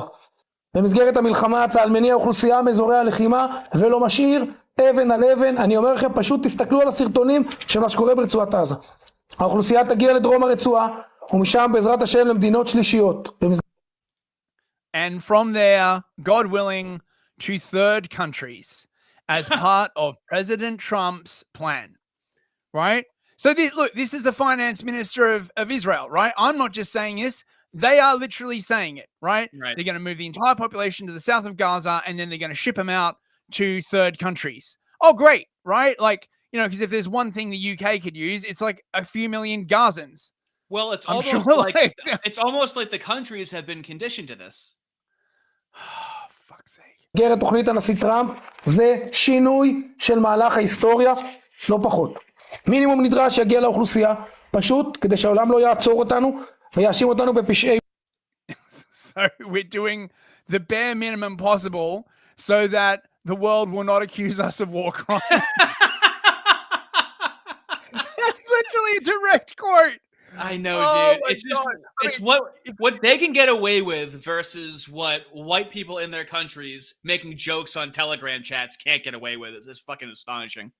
Oh, mate, it's so crazy, right? Like, you know, if you were in like the UK or Australia and you said this about any other ethnic group, right? Straight to jail. But you know, it's the Israelis, right? So, you know, they can say whatever the fuck they want. מלחמה. צה"ל סוף סוף מנהל מערכה נגד השלטון האזרחי של חמאס, ולא מתמקד רק בתשתית הצבאית. אנחנו מחסלים שרים ופקידים וחלפנים וגורמים במערך הכלכלי והשלטוני של חמאס. These are civilians he's talking about, right? Yeah. These are civilians, right? These are government officials, money changers, like just anyone, really, right? Yeah. I mean, those are civilians, right? Like, let's go back to the video. חלפנים וגורמים במערך הכלכלי והשלטוני של חמאס. במשך חודשיים... To the other video. Okay. I just wanted to point that out. Yeah, absolutely. It's just that no one knows what he's saying. And then you have to stop. He's saying, right. It sounded like he was freestyling at a certain point because he was like shmiggy, magiggy, batiggy. It was like kind of rhyming. I wonder if there are any like Hebrew rappers. I bet that would be really funny to listen to, actually. It has right? to, like Hebrew hip hop. There's got to be some, like, surely. This is the fraud. It's not merely the starvation fraud. It's the genocide fraud. If we wanted to commit genocide, we would have done it in one afternoon. How? You know, he would just nuke them. That's what he means, right? You could just nuke them. No, that's clearly not true, right? Gaza is literally next to Israel. You can't drop a nuke on Gaza, right? Well, what does he mean? Right? Like, I mean, biological warfare, chemical warfare, right? Like what? How would they do it? It seems like he's given it some thought. Is all I'm saying. Right? Yeah. The way he really shouldn't say that. We can say that. He really shouldn't be fucking saying that. He's like, trust me, and we can make him. You want him to go right now? I'll do it. He's on the verge of saying that. He's like, I can make him go away like that, dude. You kidding me? No, nothing. Be like, just dare me. Just double dog dare me. I'll do a genocide quick as you like. I'll do it while I'm taking a shit. I don't care. He's on the way to saying that right now. He's like, we can easily do it. Big Chris for $2. Our parents can't commit war crimes. What's that? Nope. My mother would never. Indeed. My mom wouldn't be making the cookies for the people putting people in ovens, okay? She would take the cookies out of the oven and giving them to people that would be putting people in ovens because she just wants to go along to get along. She would, honestly, my mom, I believe, bless her heart, wouldn't want to be rude and say no to whoever's in power, and she'd just do it. I swear to God. And she wouldn't, not because she's a bad person, she would do it because she's a good person. She's very quick and easy to demoralize. Bruh. Yeah, women are a lot like that. You know? The capacity. But we don't do that. You know, look at the way the Allied forces fought in Fallujah, you know? Look at the way they fought in Mosul. It took them 9 months against 3,000 terrorists. 9 months. 3,000 terrorists. We face 10 times the number of terrorists. And what do? We call up the Palestinian civilians and we say, leave the area. Millions. Millions of text messages, millions of individual phone calls. Please get out. And Hamas stands there and tries to prevent them by shooting them, killing them. So what do you think? Is that genocide? No, it isn't. You know it isn't.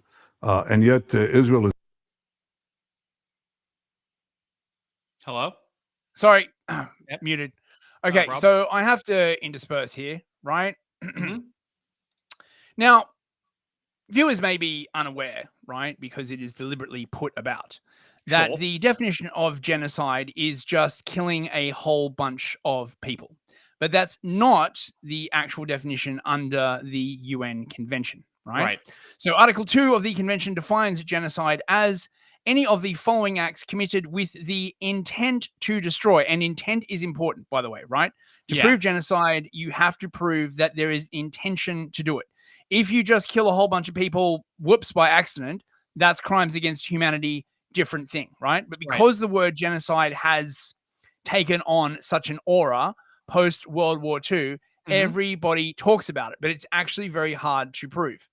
So intent to destroy in whole or in part a national, ethnic, racial, or religious group, such as A, killing members of the group, B, causing serious bodily or mental harm to members of the group, C, deliberately inflicting on the group conditions of life calculated to bring about its physical destruction in whole or in part, D, imposing measures intended to prevent births within a group, and E, forcibly transferring children of that group to another group.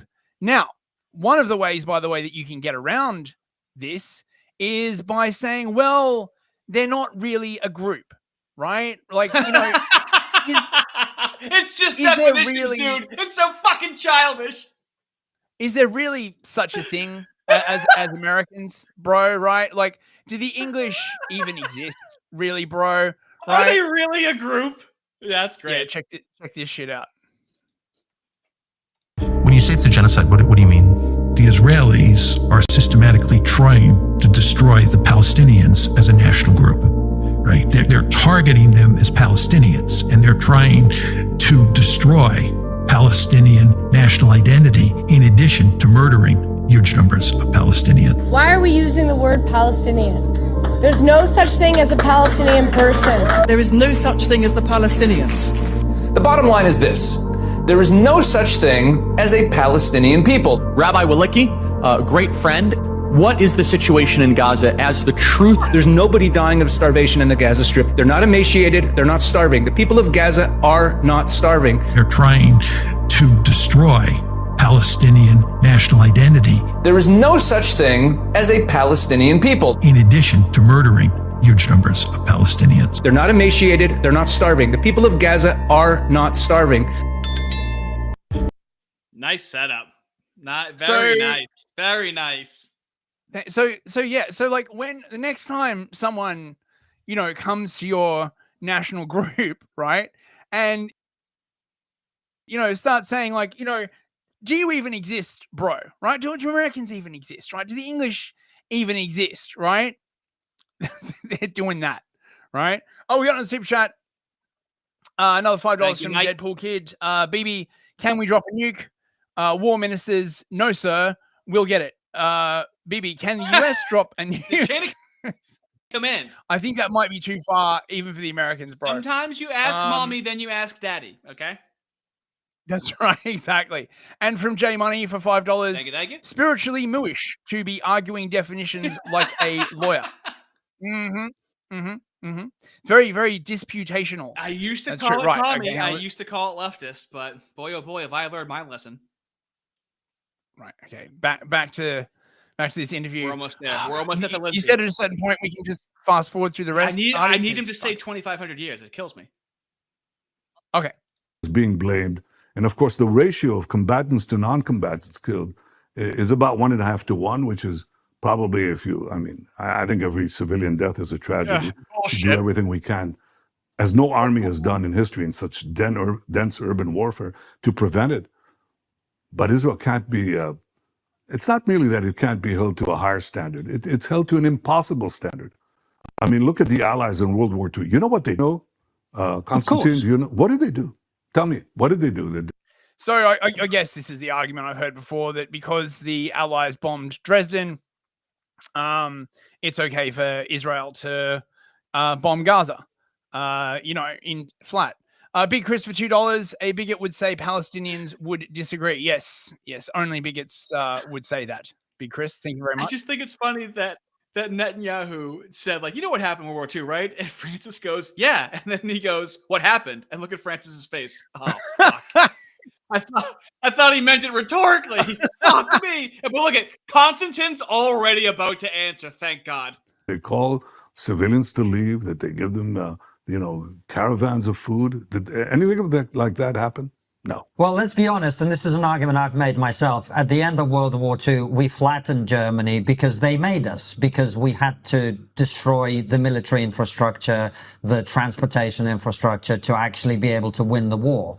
But we live in a very different age now, don't we, Prime Minister, where all the atrocities of war are instantly available to everybody around the world on social media. And that is something you said in your own press conference last week when you said, when you were asked whether Israel is winning the PR war, you said we're definitely not. And that's putting it very mildly. So that's the challenge you face now, isn't it?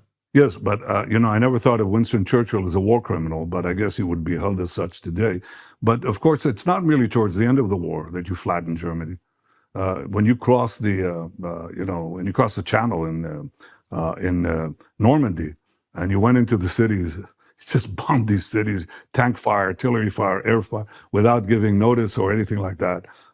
And you did it because you had to destroy the enemy. So you're right, it's a different era. That's why we are acting differently.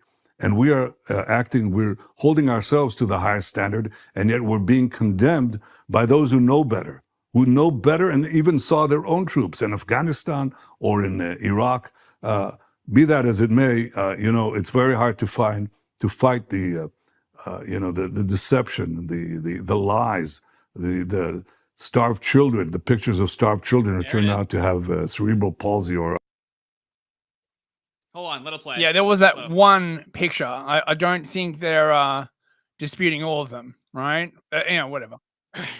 Other congenital diseases that leave them emaciated, and Israel is, of course, accused of starving children, pretty much the way that in the Middle Ages Jews were accused of killing Christian children for their blood.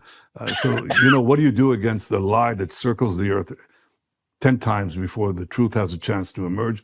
Yeah, but Smotrich literally said, right, that the only reason that they're feeding the Gazans is so that they won't be accused of war crimes, right? But that's what he said. That's not what Netanyahu is saying. It's two completely different people. Right. Of course. That's the left does this all the time. Yeah. When you're actually debating one of them, and then you're like, well, what about how 5 million progressives think this? They go, hey, you're talking to me right now. That's always what they do. Hey, whoa, I can't be responsible for anything anyone else says or does, okay? Yeah, no, that was another communist that, said we should kill all those people, not me, right? Mm-hmm. You have to shorten the war as speedily as possible.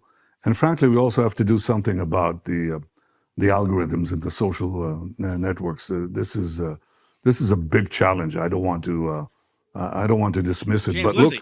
look, it's fine. They put the IDF in charge of TikTok now. They've got Twitter. So I think that's progressing quite well, honestly.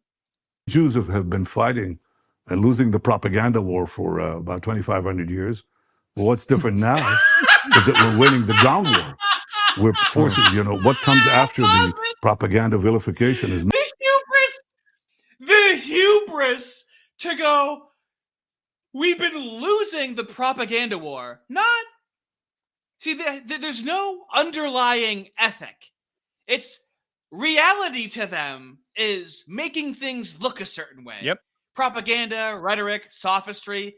That's all that really exists. It's like a Sith. The only thing that exists is power. We've been losing the propaganda war for 2,500 years. That's something I would have fucking said. He's not supposed to say that. Do you have any idea how bad that should make him look? Did that make the newspaper? No, you gotta understand, Artie, when he says that it's okay. If you say it, it's different, right? Don't ask me how. It just is, right?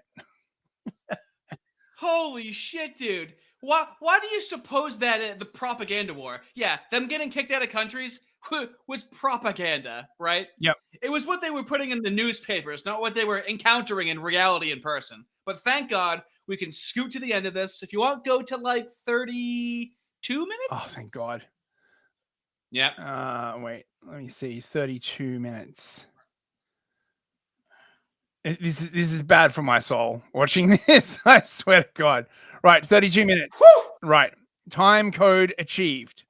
Which are actually proving to be to break the this prototype of Arab societies that cannot seize the future. I'm not saying they're model democracies, mind you. They're not. But they certainly want to seize modernity and not go back to the savage and early medievalism that the Islamic fundamentalists want to drag us all to. So I think that there's a need for de-radicalization. It has to be part of the reconstruction of Gaza. You not only reconstruct Gaza, you also de-radicalize Gaza. It's going to be a heavy lift, but it's necessary. Yeah, but it's also impossible, right? Well, it's a heavy lift. No. It's impossible, right? What he's peace in the Middle East, man. He is talking about is the equivalent of what was done to the Germans after World War II, right? It was called denazification, right? And you can see this very, very clearly in the split between East Germany and West Germany, right? The East German communists, right? They just enforced this through pure force, right? But the West Germans were far more insidious, right? They like literally psychologically destroyed the identity of the German people.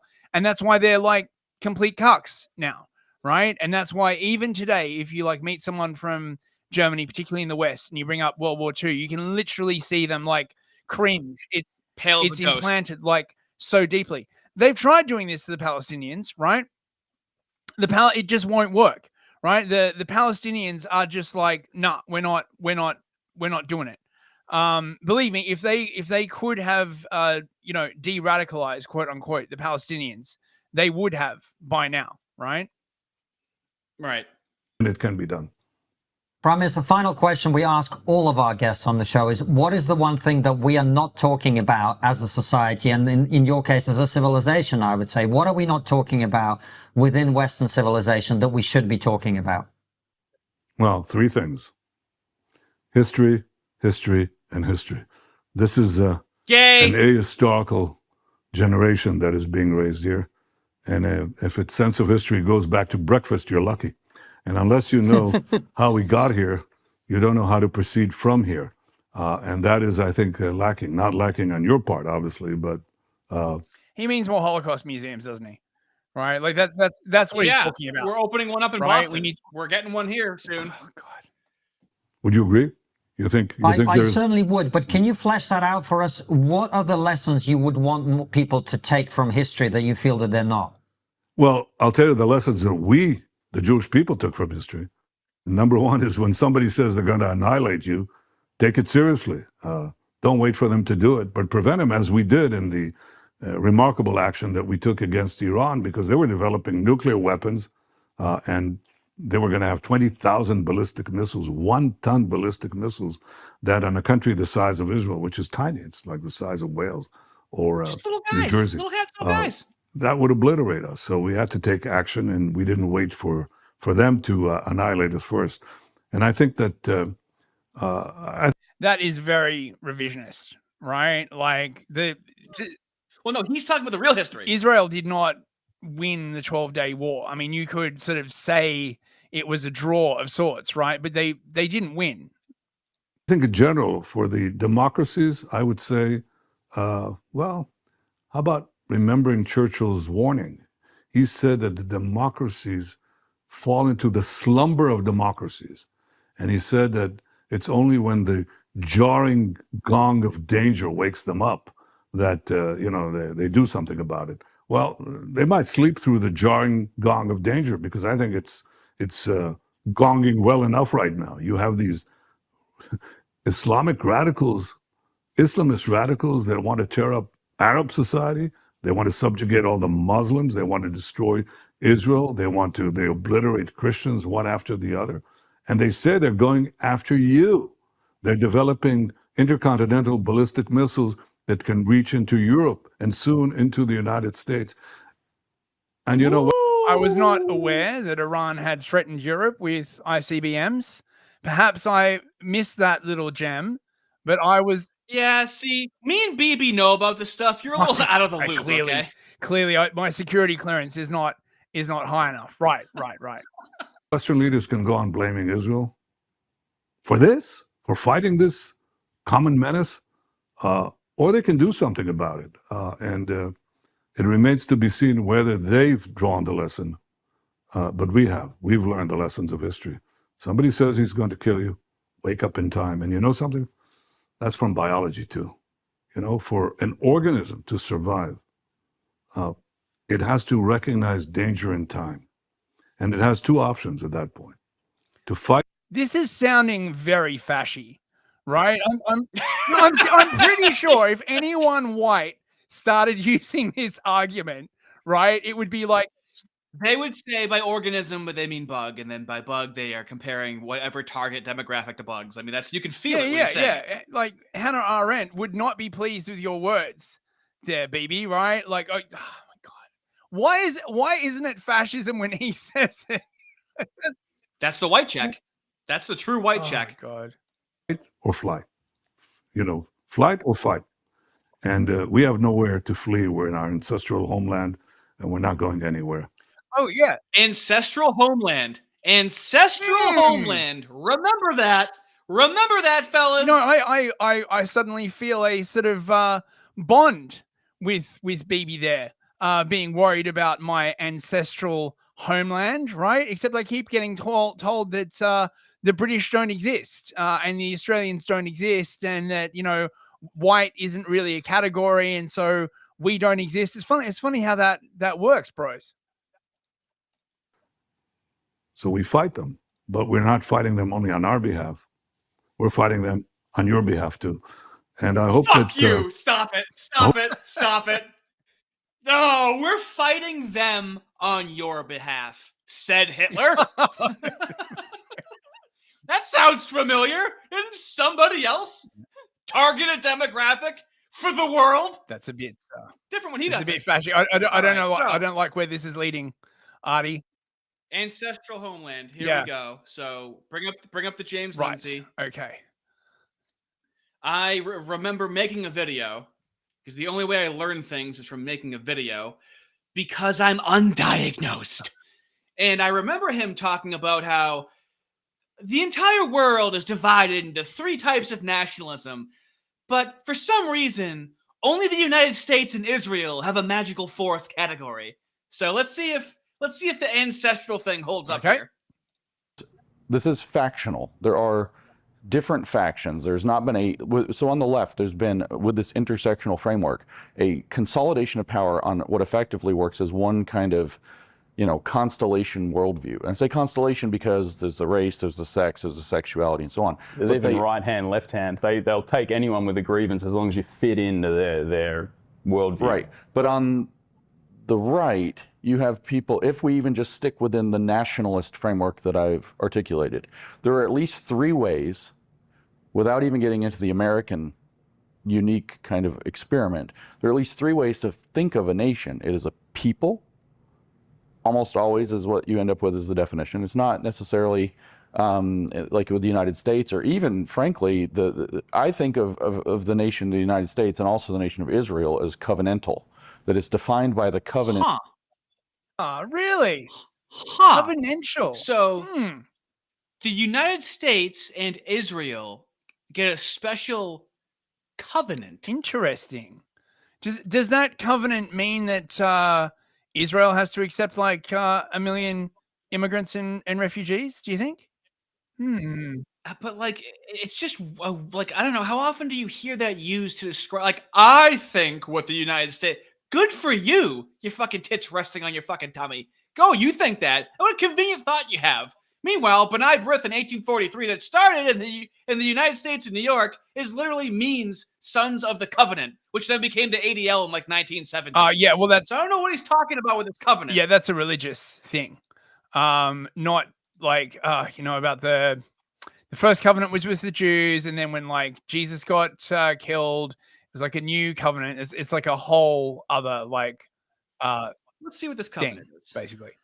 That it's made. All right. Israel with God of the Old Testament or the Torah, and the U.S., the covenant is that we're going to have this project of self-governance based on these inalienable rights that we accept by faith or natural law are in fact inalienable and thus universal to everyone.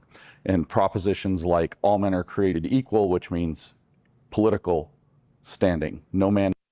I'm pretty sure, right, that when the founding fathers wrote that, they did not mean Somalians, right? Like, you know, look, come at me in the chat if you think I'm wrong, but something, you know, tells me that when they said all men are created equal, they meant like white Christians, and they were probably talking about a way to avoid the religious wars that had been like racking Europe between the Protestants, the Catholics, and the Anabaptists, right? I'm just saying, right? But this is the pseudo-intellectualism he's become known for, where his level of analysis right now, you could read any charter from any country and call it a covenant. He takes one piece of something and then tries to wrap an entire ideology around it with no self-critique at all whatsoever. I mean, no one's there to call him a moron. Well, in this they are, but they're way too nice. I mean, this just makes no sense, right? Like by that rationale, right? Revolutionary France was covenantal, right?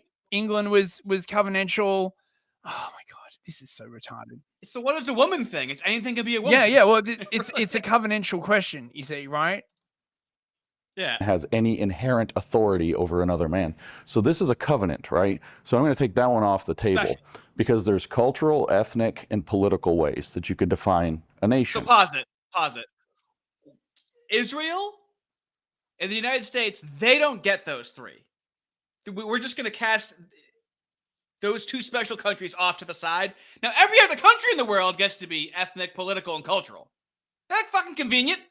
Who do you think he got those talking points from? I mean, I just think it's a coincidence. I mean, not only that, it's the way shit's happening to the West, right? Is such a retard. It's like so by his like logic, England and Australia and New Zealand and Canada, right? They can all be ethno states, right? Like, you know, it's in their, you know, founding like ideology. Oh my god, this is such bullshit. It's a people that are defined by this, you know, commitment to this geographical region, language, history, common destiny. That's a political definition. But maybe what made those people that was that they had a common ethnic heritage that, of course, became, it was very significant in many nations, but also very significant in Germany quite catastrophically when it got amplified. God! Every fucking time. Well, you thought he was going to have a good example of an ethno state? Right? Have to bring up the Germans. Have to throw the Germans in there, right? Like, oh, it's fucking exhausting. Oh god. To a remarkable excess, wrapping. Look at the look on Brett's face. His body language. He's literally a jellyfish right now. Brett is just like, what are you saying, bro? We could really do this as its own episode. Dude. This is gosh. we could do these. These are very lively. Yeah. In a weird occultism to it, and then you have like the experiment in Franco's Spain, which was that there was a cultural identity that defined the nation, which this was a Catholic Spanish nation, right? So you have a cultural, you have a political, you have an ethnic way you can define the nation. Wait, but what about Spain, like when it was conquered by the Moors and the Muslims? Like, that's really inconvenient what you're saying right now. All right, that sounds very woke right. Very woke right of me, obviously, yeah. And so you intrinsically end up with this kind of identity group thing, but there are different ways to do it. Now, I know you asked for specific names. Within, say, the religious cultural, there's an entire large movement. I love how you never would have known he was asked to say. I intentionally wanted to start it in the middle of them talking because from when Brett asks for specific names, too much time goes by until he's like, now I know you wanted me to be fucking specific as he's meandering like the leftists always fucking do, dude. Holy shit, we can start to kill this. He is the meanderer in chief. Is Lindsay. I gotta say, right? Like, right, so keep going on this, or do you want yeah, a little more, and then we can put a bookend on it. Within especially evangelical Christianity that refers to itself or has referred to itself as the Christian nationalist movement. It sometimes calls itself the new Christian right. Yep. Stephen Wolfe wrote a book about this. I don't know if you're familiar with Stephen Wolfe. He wrote a book called The Case for Christian Nationalism. And this book is quite explicit about being a vision for a America that has a highest office above the three divided powers that's outlined by the Constitution, called the Christian Prince, who is described as the living avatar of, or vicar of Christ on the earth, which sounds a lot like the Pope, except that this is Presbyterian as opposed to Catholic. And he's gonna bore me to death. This theocratic. I mean, look, Lindsay's whole job now, basically, right, is to just make sure that no actual Christians get anywhere near power in America, right? This is why he's always like gatekeeping Christianity the way that he is, right? That's why he's like against the Orthodox, the Trad Caths, the Trad Lutherans, right? Like just anyone who. I'm sorry, are you saying him or Netanyahu? No, Lindsay, right? He's just his whole job, like woke right is basically right, like at least half of that definition is anyone who is actually Christian and not Judeo-Christian. It's so goddamn obvious. It really discourages being critical, oddly enough. Yep. Keep going. No, I think we're good. Okay. I think we did it. Oh, mate. I just really wanted to show how like Netanyahu's like we have an ancestral homeland, and then he's like, it's like a covenant though. It's like, it's kind of like America. You make a promise to be fair, and it's not. Israel's not ethnic. Like it's just duplicitous. Anyone could be Israeli, really, right? Like, if you think about it. they got that magic dirt, right? You get off the plane in Tel Aviv, and as soon as you step onto the tarmac, boom, you're Israeli, right? I mean, that's the way it works in the UK. So, surely that's the way it should work there, right? Kissing the wall is not a humiliation ritual. Then you're just like one of them once you do that, right? Right, we got to wrap up then. We're about on. Yes, sir. Okay. Well, that has been that was very, very interesting, Artie. Except that I feel like my soul has been drained watching that interview. So thanks for that. I'll send you my cancer bill. Thank you very much to everyone who sent in super chats. Very, very much appreciated. Do we know what we're doing next week? No, not yet. But also, fellas, in September, memberships start with a merch drop at some point as well. Yeah, merch drop. So we got big things happening in September. Big things happening. Big stuff going on. Big stuff. Hell yeah, dude. All right. Oh, wait, we got a final last super chat from Umbra for $2. If the Mexico president is Mooish, how did she get in? Well, from her incredible political skills. Yeah, Scheinbaum. Yeah.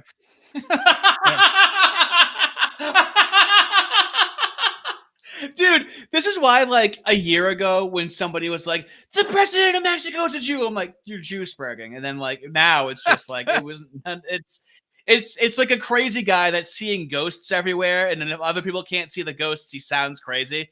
It's just incredible. They just keep popping up, dude. They just keep popping up everywhere. Go check out Art and Party's stream. It's starting in 45 minutes. We're gonna get going. Thank you so much for watching, everyone. Any last words, Artie? Thanks, fellas. I got the best fellas. Yeah, we got the best fellas. Join the Fellagram as well, if you wanna hang out. In the account. Yeah. All right. Good night, everyone. Take care.